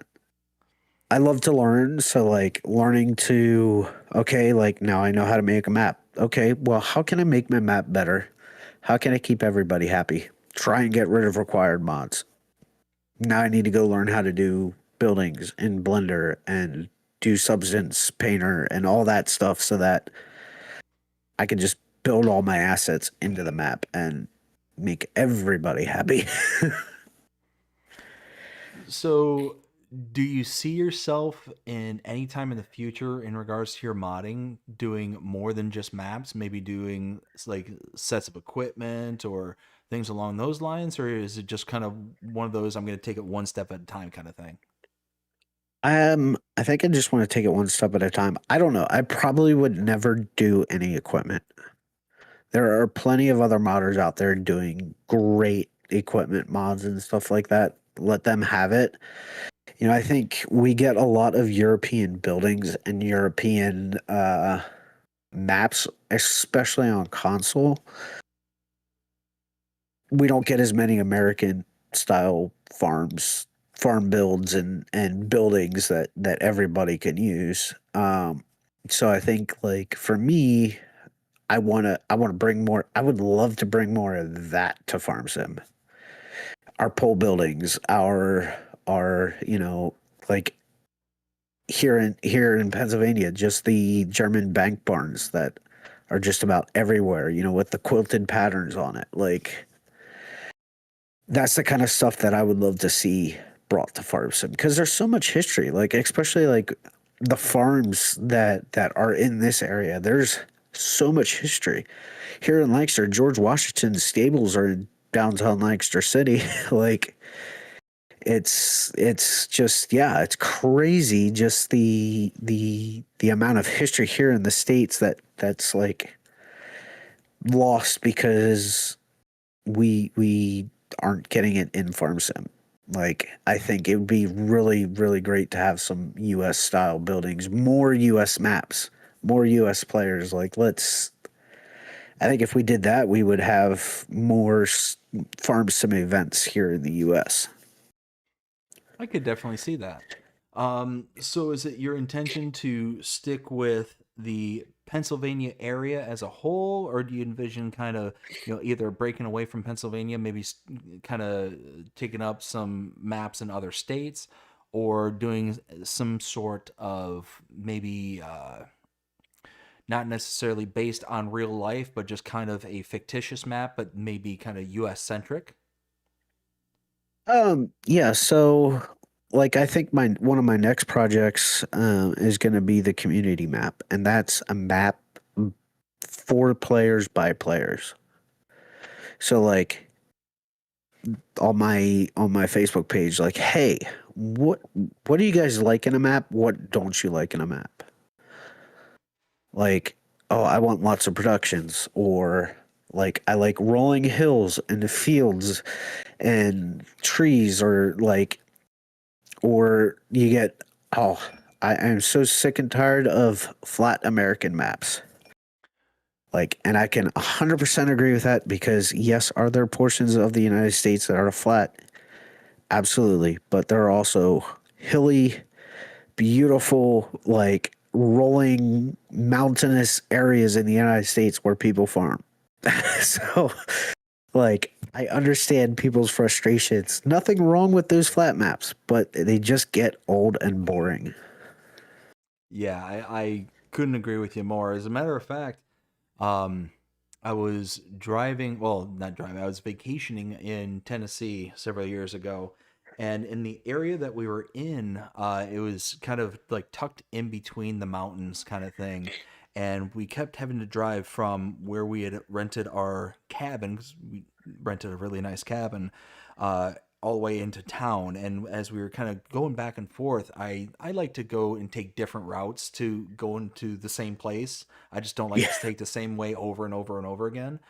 So one of my routes I ended up taking took me kind of off the beaten path a little bit, and we ended up passing by this farm where the house was built up on top of this hill, and the actual like field was tucked away inside this little valley. It reminded me so much. I don't know if you ever been on the map or not, but it's called Dahlberg, for FS25. And it was just one of those where the fields were That's just so cool. tucked into the valley kind of thing, and it was just one of the coolest kind of like almost picturesque kind of views that you could ever see. Wow. And to me, it like was the precursor to the whole rolling fog effect here in FS. Yeah. Because we would drive by in the morning, and when I saw it in that early in the morning, it was just a blanket of fog right in the field, right there, Oh, that's nowhere so else. cool. Oh, it was Yeah. like it was one of those that if I wasn't on a road where I could have safely just stopped and gone off and like taken the picture, I would have, because it was just Yeah. that picturesque and gorgeous. But it was literally, you know, drop off and valley where the field was on one side, and like sheer mountain cliff on the other side of the road. So it was just like Yeah. one of those windy, twisty roads out in the middle of nowhere kind of thing. Oh, so cool. So Um, awesome. but I don't know why I started telling that story, but yeah. Anyways, uh, yeah, there's just one of those like there's oh that's what it was. There's just so many different types of land in the United States. To your point, it's not just the flat kind of nothing going on here kind of thing, squared off fields and all that stuff. It's like there's so many different styles that exist Yeah. in this country that, to your point, would be awesome to see, and was one of the reasons why I took, to heart, your map in particular.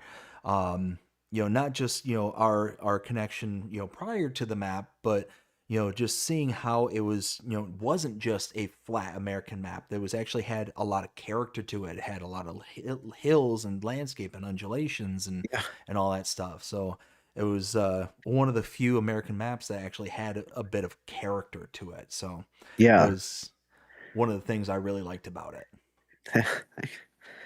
I just wanted a map that like it was different from everything we already had and it's new for Farm Sim 25.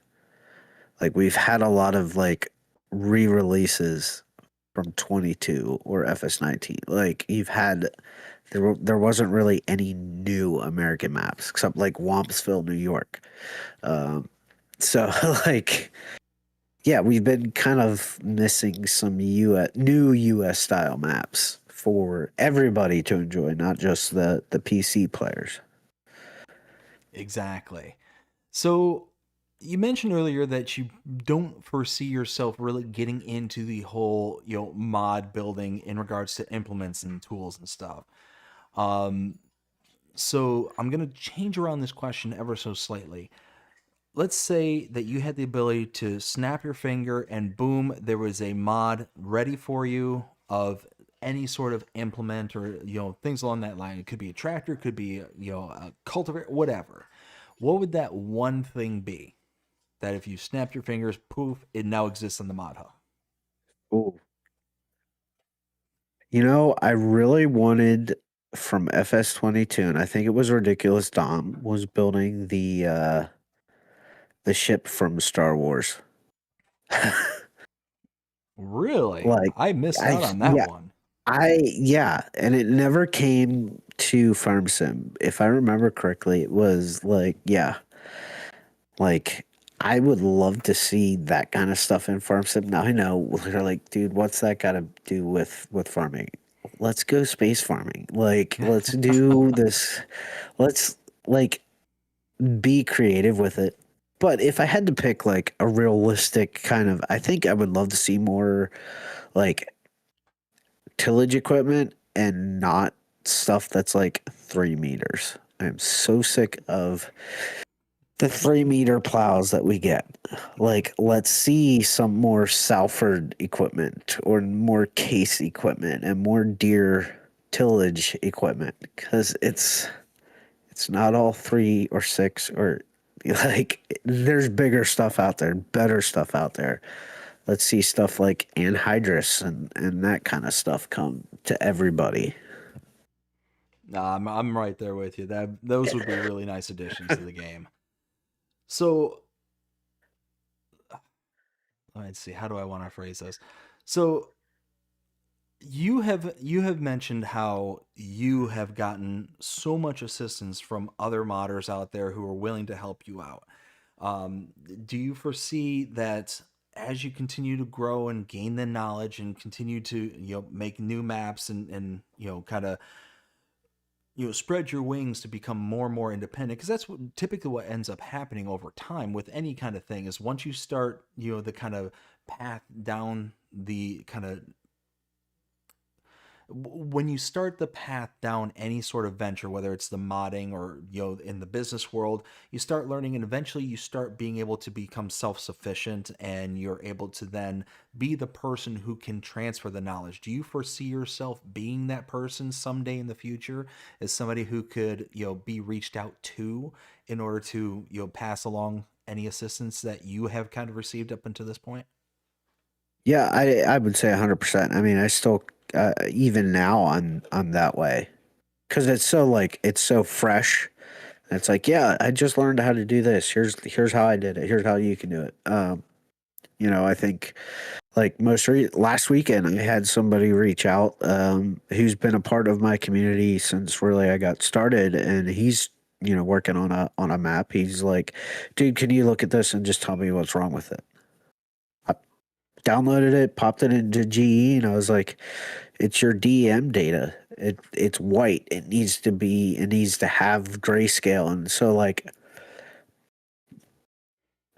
went into Google, pulled up the area that he was looking at, threw it into Maps for FS, and regenerated it completely from scratch, and then sent it back to him. Said, "Yeah, here's the map. It was the issue you were having was because the DEM was wrong." And it was because of the provider that he was using to try and pull that data.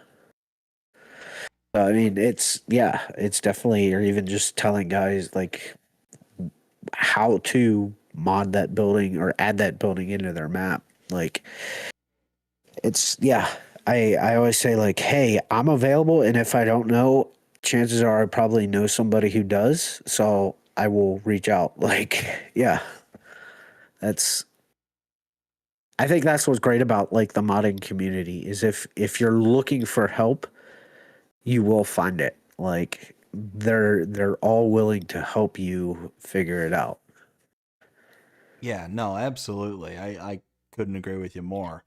So we discussed earlier the kind of hardest parts about creating your map. What would you say was the one part that wasn't necessarily the hardest, but was the longest, like the kind of start to finish point of the map? What was the longest part? Ooh, um, I would say getting the roads, and getting like all the signage down, for the roads. I think, and then smoothing out the terrain and getting the water plane to sit correctly. Like even after release, like driving around my map, going, I gotta fix that water plane. Doesn't look right. There's a square edge there that like there's small minute details that like took forever, and like fine tuning the terrain was probably the one thing that I say took the longest but was the funnest to kind of try and figure out. Okay, okay. So, if you had one bit of advice to give to somebody who's new to modding, what would that be?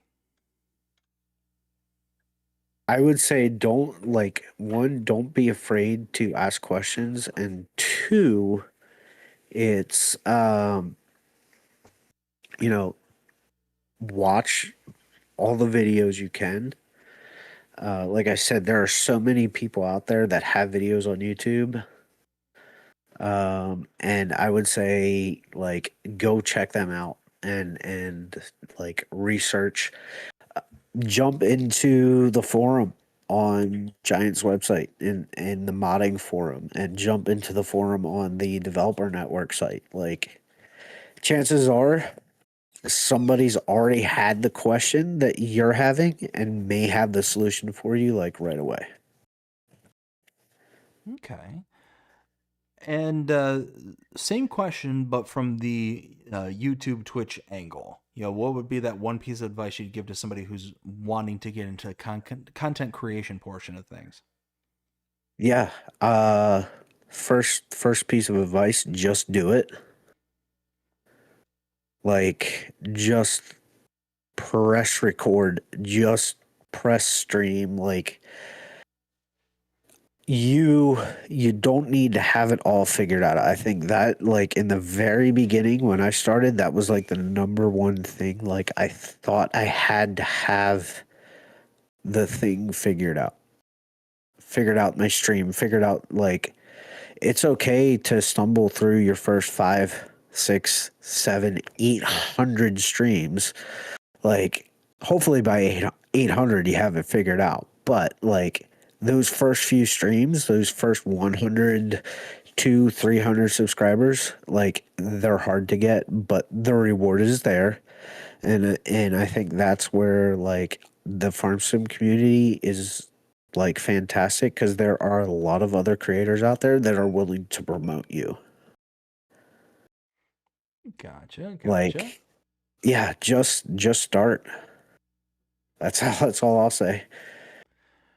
So, would you consider Farm Sim to be your favorite game, or do you feel like there would be something else that kind of take that title?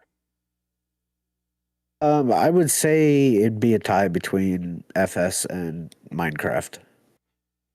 Both are like my end of day like relax and chill kind of option. So, one of the kind of running theories, and it's not, you know, an absolute or anything like that, but one of the running theories that I have in regards to the kind of connection that people have in regards to Farming Simulator is the kind of connection to the kind of rural living or the farming aspect or things like that. There's an actual like connection between, you know, what's going on in their real life or had gone on in their real life to the game life itself. Um, from what it sounds like, you didn't sound like you had that deep of a connection early on in your life. Did I miss something along those lines? Because to me, it didn't sound like you had that kind of connection. Well, no, because you had that connection to the kind of rural living. So, Yeah. would you say that that's kind of a like a reason why you may have that passion for farm sim is because of that kind of connection? Yeah, I would say, I mean, Lancaster in and of itself, especially like Pennsylvania, um, outside of your big cities, Philadelphia, Pittsburgh, Altoona, Harrisburg, like, is very like farming oriented. And not all of it's the big machinery. There's a lot of, Amish farms, Mennonite farms that are, horse powered equipment. So like you don't necessarily need to l- grow up on a farm around here to be connected to it. Like you drive 5 minutes out of town and you're surrounded by farmland here.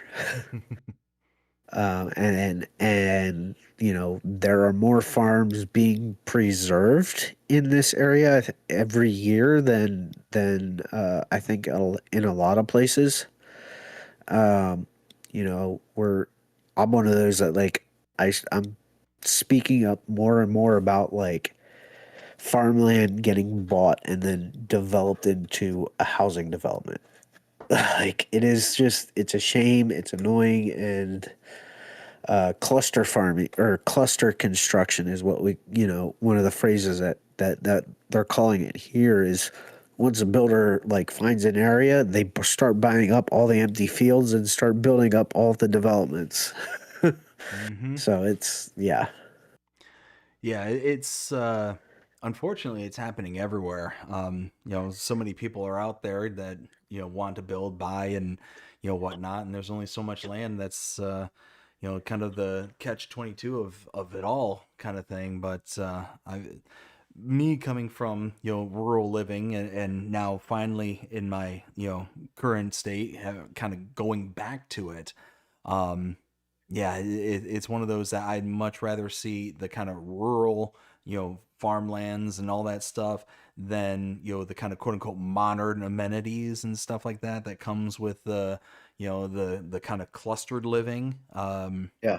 Yeah, I mean, do you consider yourself kind of the same way as you'd much rather just see like fields and occasionally a house here and there kind of thing rather than all the bells and whistles that may come with the kind of collectivized living? 100%. 100%. Yeah. Yeah.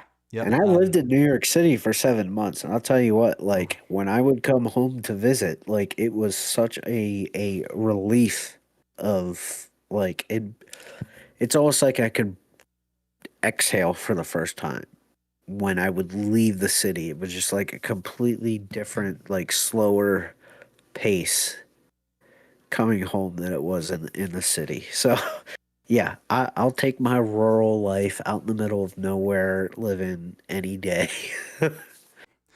it's it's really funny because I've got some family who basically spent their whole life in city living kind of thing. They've done nothing but, and they didn't believe me when I said that it's a completely different style of people when you leave the city and you actually kind of go into the more rural areas.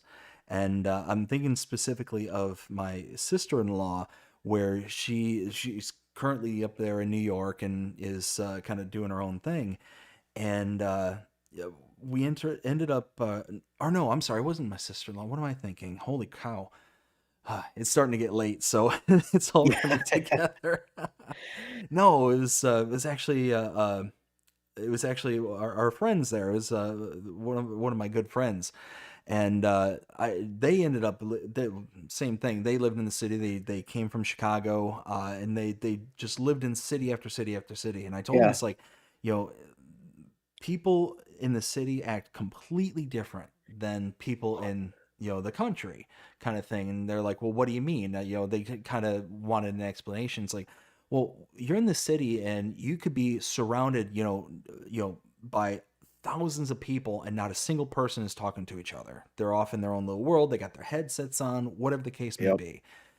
And out there in the country, you got people who will actually sit there and have a conversation with you after you're at the checkout aisle, Yeah. cashing out at the local grocery store, and you're having a full blown conversation, and it's somebody who's genuinely interested in what it is you're saying, not just a kind of, okay, I'm going through the checkpoints to get you out of my aisle kind of thing. 100%. Yeah.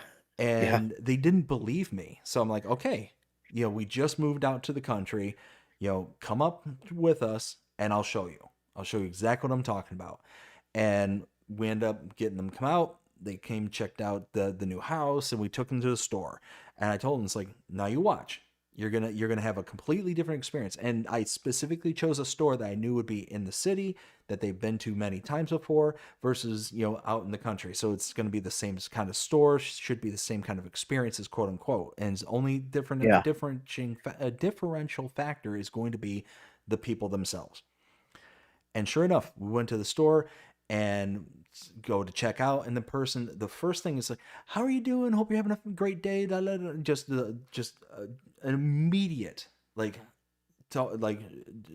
like she said, she noticed the biggest difference right away was just the immediate interaction and just the conversation part of things, and she was just blown away. Um, I kind of went off into a Yeah. tangent there, and now I'm trying to bring it on back here. Um, but it was just one of those where, oh my goodness, I was getting into it, and where was I going with it? Different. It's a different lifestyle in the Yes. country than it is like in the city. Uh, it is, yeah. Like the people are night and day different. It's like I'm not a huge fan of Hallmark movies, but like there is some truth to some of those movies where like the city slicker moves out to the country and it's like everybody's so nice. I'm like, yeah, for the most part. I mean, I don't know how many like people I like I can remember I went out to dinner and William H. Macy was seated behind us. And it's Wow. like, nope, yeah, yeah. But like, you said hi to him, but you didn't really like, yeah, he's a celebrity, but like everybody just left him alone. And then you read about like this person helping a celebrity change a flat tire, and it was like the coolest, like it meant so much to this celebrity person. It's like it's just like out here in Lancaster, like at least in the rural side of Lancaster, it's something in the water. We love to work hard, and we love to help people. Well, and that's what it just dawned on me where I was going with all that. You mentioned that you were in New York, and that you were in the city, and I was trying to build the from your experiences, the kind of differentials between like living in the city and the hustle and bustle, and then going into the country, and the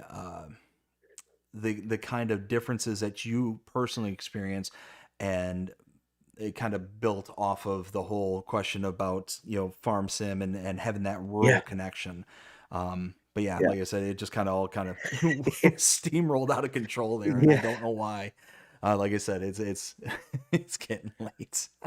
yeah. I hear you. All right, so let's regather ourselves and get into the next question here. So, thinking back to the games that you've played here in Farming Simulator, so it sounds like you really kind of started started into the whole mobile version, way back when. You said it was 14, I think is what you Yeah, said. 14. yeah. But then you were interested in getting into it in 19, but it sounded like you didn't really get into it in 19, but you got into it in 22, correct? Correct. Yep. Okay. Yep. So thinking back on, we'll focus on 22 because 14 I think was likely limited to the number of maps or the things that you could do on it. So we'll focus on Yep. 22 because of the more expansive Yeah. aspect of it. So think of the maps that you got to experience there on FS22. What would you say is your most and least favorite for FS22? Oh man. I I think probably like one of my one of my favorites was actually, if I had to pick like three of my favorite maps from 22, it was No Man's Land, it was Loma, Montana, which came out late in 22, and then UMRV. The last two were PC only maps. Uh, Probably my least favorites. Uh, I didn't really get into a lot of like the European maps in 22, and even now I still don't play a whole lot of European maps. So yeah, I don't. I would probably say my least favorite maps were all the flat maps from 22, and there were like 8 million of them. Now, you had all of the like, nothing against Taylor Farms. Like, he does great work, but like, I don't know. Flat American maps annoy me to no end. I gotcha. So, if you could pick any map from 22, snap your finger, boom, it's here on 25. What map would it be? Ooh. I think Loma, Montana. It was just such a beautiful map, and No Creek did a fantastic job with it. I wish it would come to 22. And yeah, it or 25 from 22. I think it would. Yeah, it was such a beautiful map, and the way he had it, where now you had to do it manually, but you could go and you could change out the foliage textures depending on the season. But it just made the map so much more beautiful. So, if I remember correctly, No Creek, see, I could be wrong about this because I'm not deeply familiar with like PC only maps, especially ones that are not, you know, specifically on the mod hub itself. But I'm pretty sure that No Creek basic comes out with maybe one or two maps per cycle kind of thing, but they are ridiculous in how they're presented. And if I'm not mistaken, right now for 25, there is a No Creek map. Is it Ray Arkansas? County. Ray No, Ray County. County. Yep. Yes, that's it. Yep. Yeah. Um, yeah, am I kind of on track with Yeah. that Yeah. creator? Yeah. Yeah. And there's, you talk about like being involved in that community, and I know there's stuff going on in his personal life with his family and his daughters, so like just be praying for them because they are dealing with a lot. But yeah, there's like, so I don't know that we are necessarily going to see another map from him until a while.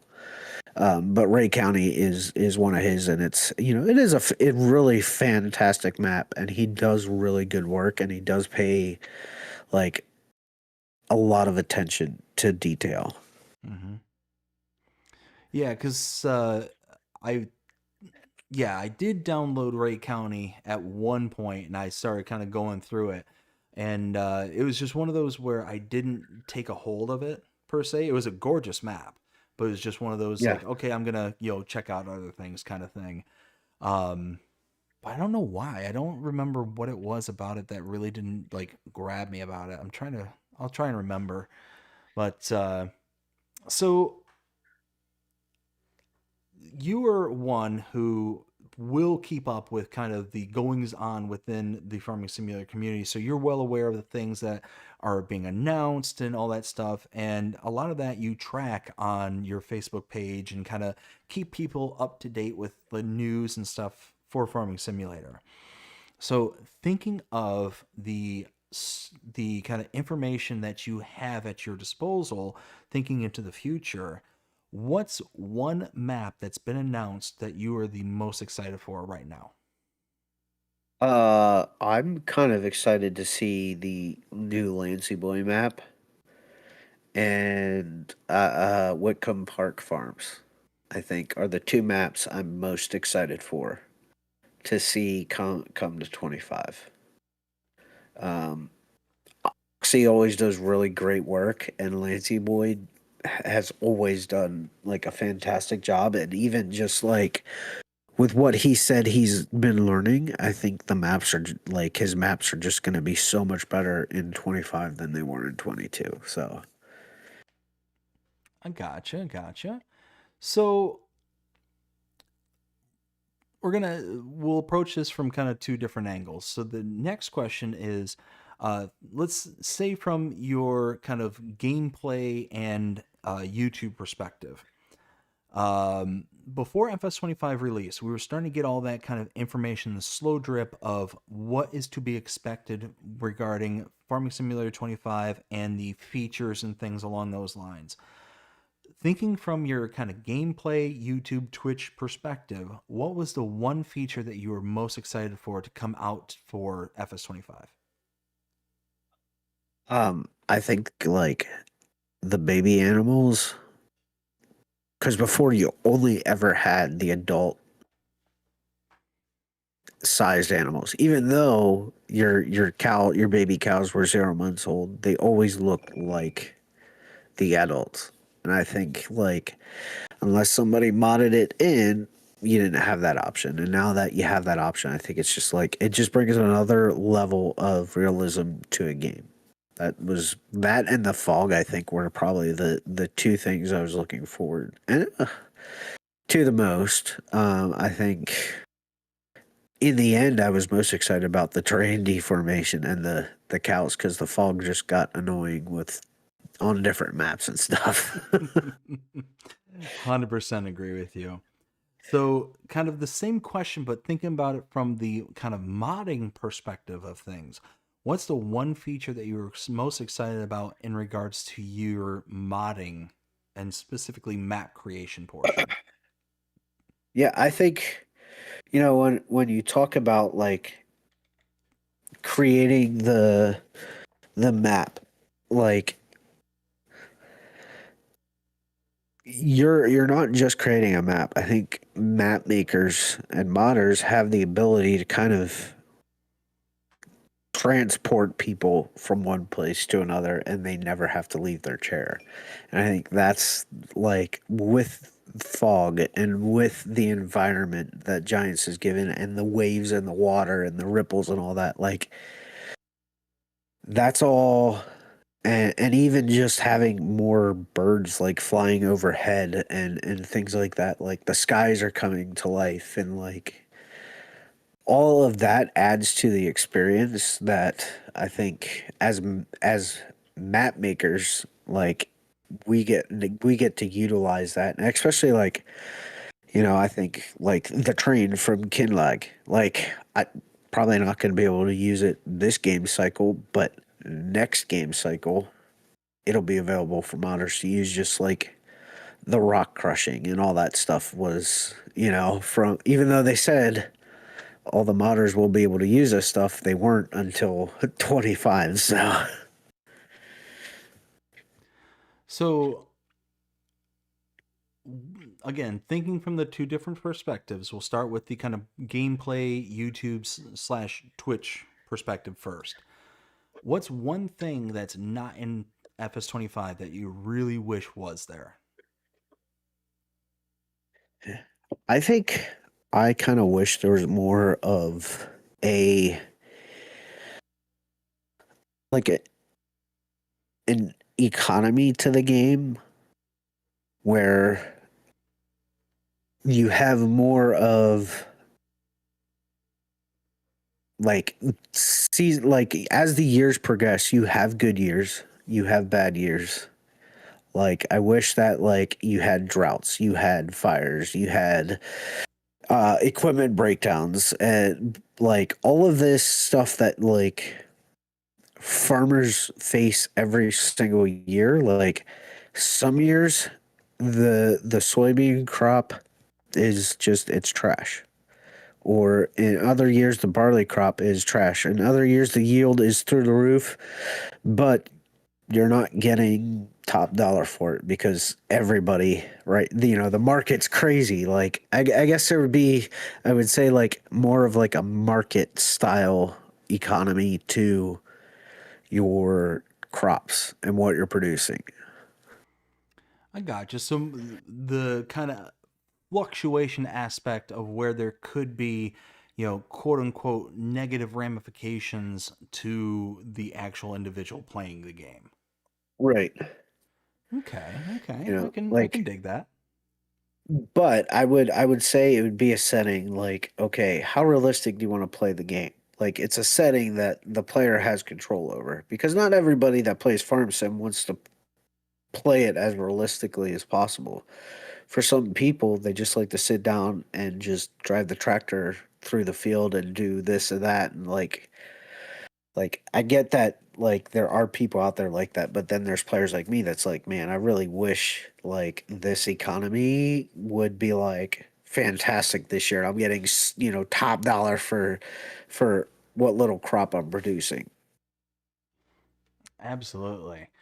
And then again, thinking about this from the kind of modding perspective, what's that one thing that's you really wish was in Farm Sim but isn't? So I think from the modder's perspective, I would just wish there was documentation for stuff from Giants on. You'll hear every modder everywhere just say, just give us some documentation and have set standards for stuff because some mods pass and they're absolute garbage. Other mods are like perfect, pristine, but you'll never see them because this person testing it doesn't like this one aspect of it. I think there just needs. I don't necessarily say that I want to see stuff come to the game, but I think Giants needs to partner with modders more and give them documentation more than, hey, this is what, like, they put out that blog post and they're like, this is what the process looks like. Like, yeah, we've known that, like, and I understand you're putting it out there for the new players, but like the community has also been telling everybody what the process is.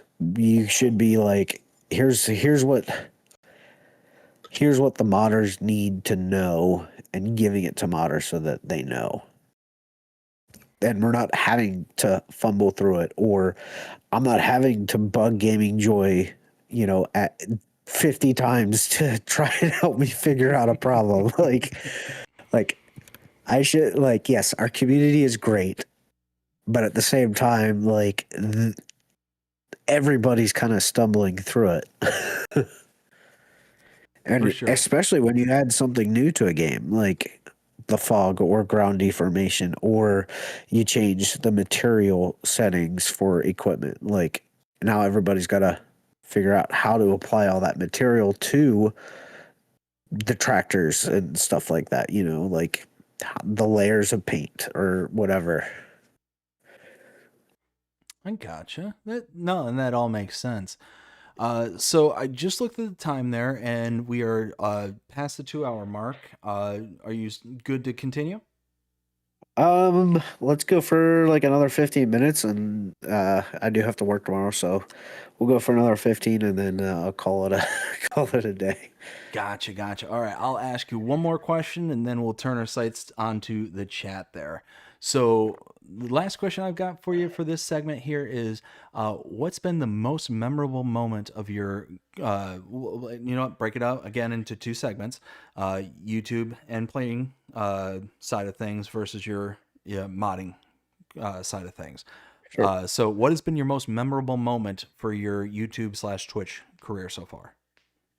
I think it was like 2 weeks ago, getting rated and breaking like a stream record of having 113 people in chat, in watching your stream at one time was just like, Wow. we just broke a channel record.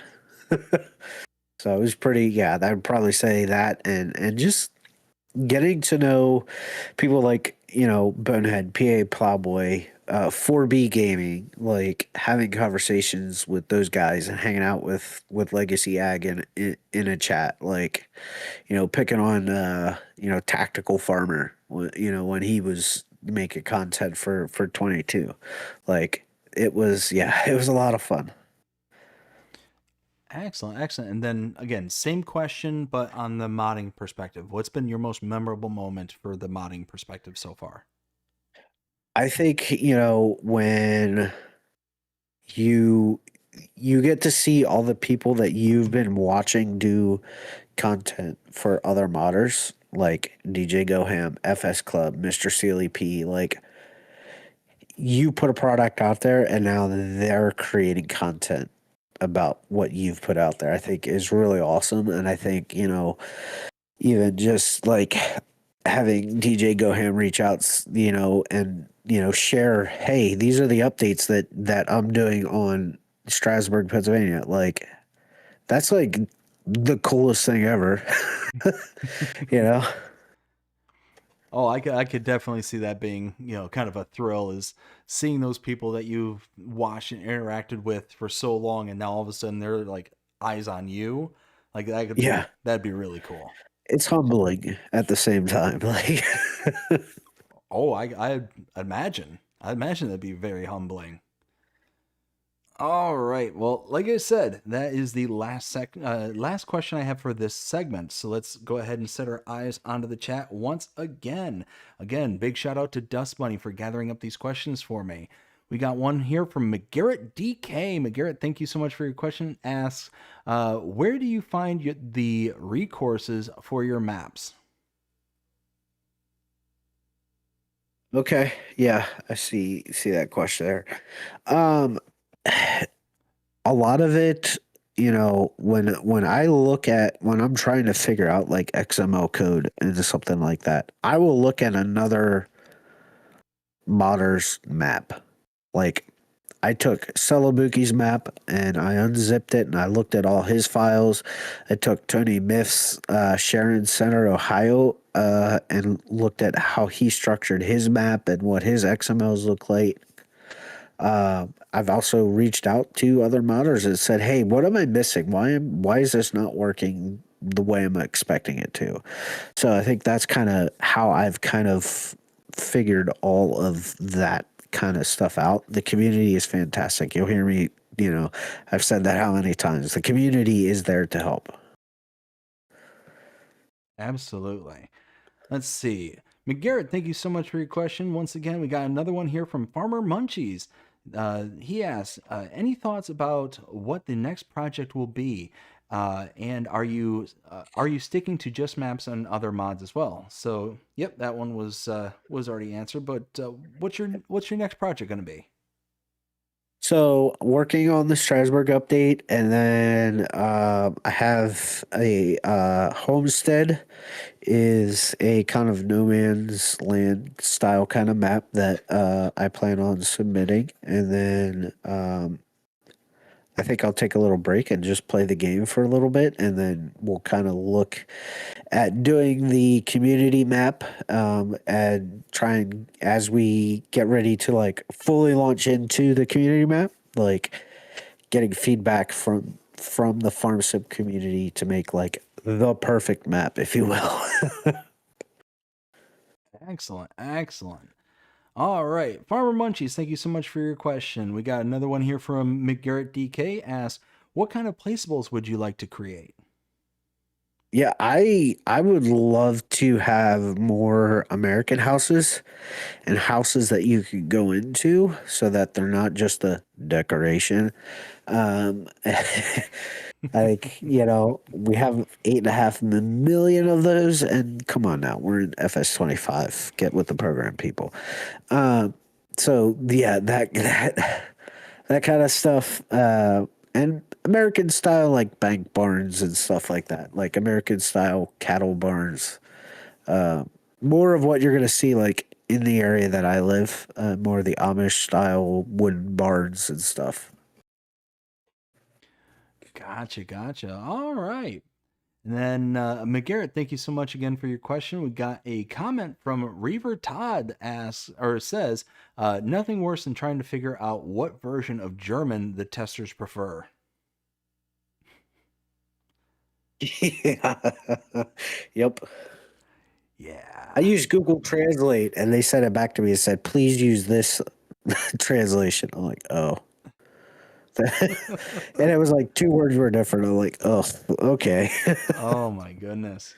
Yeah. Let's see.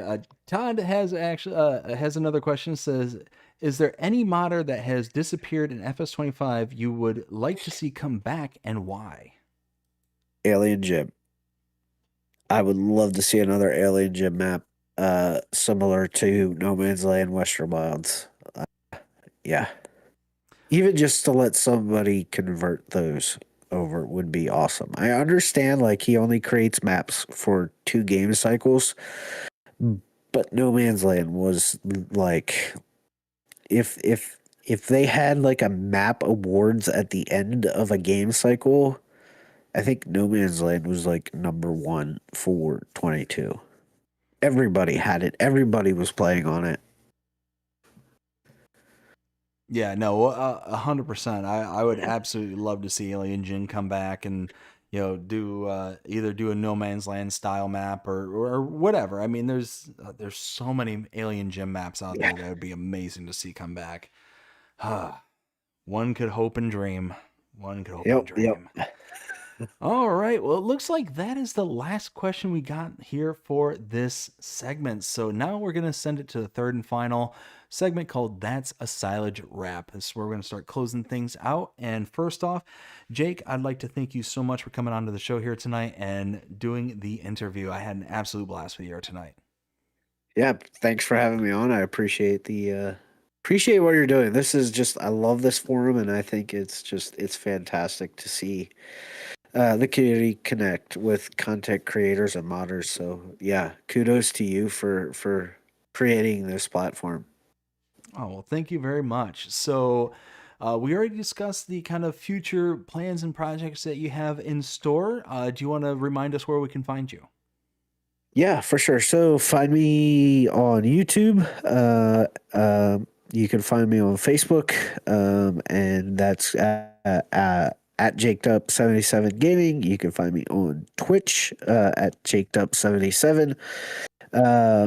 Our farm website is trailcrestfarm.com. We don't ship across the U.S. currently. We are looking into that maybe down the road as far as beef products go. But yeah, if you wanted to check out the farm, see what all we do, yeah, you can go there. Yeah, guys, if you see me around the community, please say hi. I'm friendly. I don't bite. See, if I said a statement like that, I would say, I don't bite. Wait for the pause. Hard. Yeah. Oh, goodness. Anyways, like I said, Jake, I want to thank you again for coming on to the show here tonight. Had a blast with you. This is where I'm going to set my sights back to the chat and say, did you enjoy it? Did you enjoy the show here tonight? Did you enjoy seeing Jake up? If you did, number one, and you want to see more of this kind of content, let me know who you'd like to see come onto the show and do an interview. I would love to have pretty much anybody and everybody out there within the Farm Sim community, whatever capacity that you are in. Feel free to reach out to me or drop me a line. Let me know who you'd like to see in there in Jake's place here. Yeah, like I said, modders, map makers, content creators. I'll even talk to farmers, because guess what? Without the farmers, we wouldn't have Farm Sim. So let's do our best to get people on the show and, kind of find out what their story has to offer for us.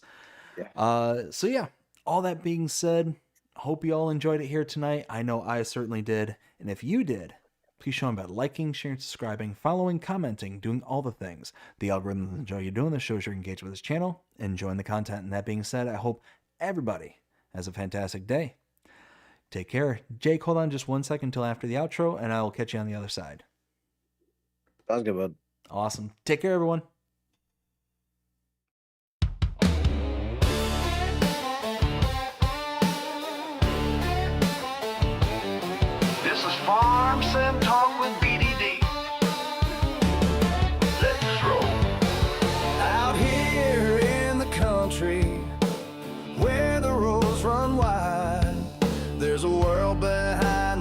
pixels that we're bringing to the light. From maps to mods to the rigs we drive, we're talking to the folks who keep this farm life alive. It's Farm Sim Talk with BDD. Come pull up a chair and ride along with me. Stories from the makers, the builders of the scene. Farm Sim Talk, where we live the farming dream.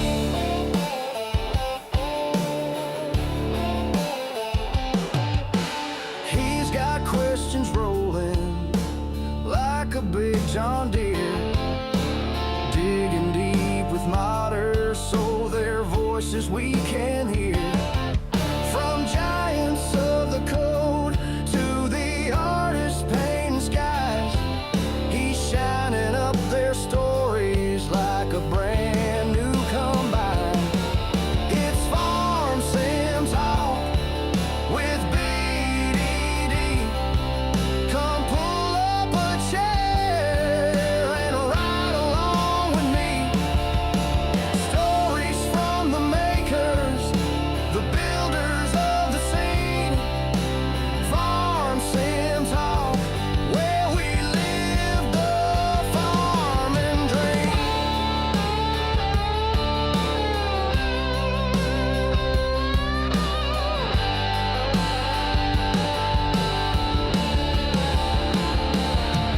From tractors to textures, from silos to sounds, there's a whole crew of heroes making this world go round.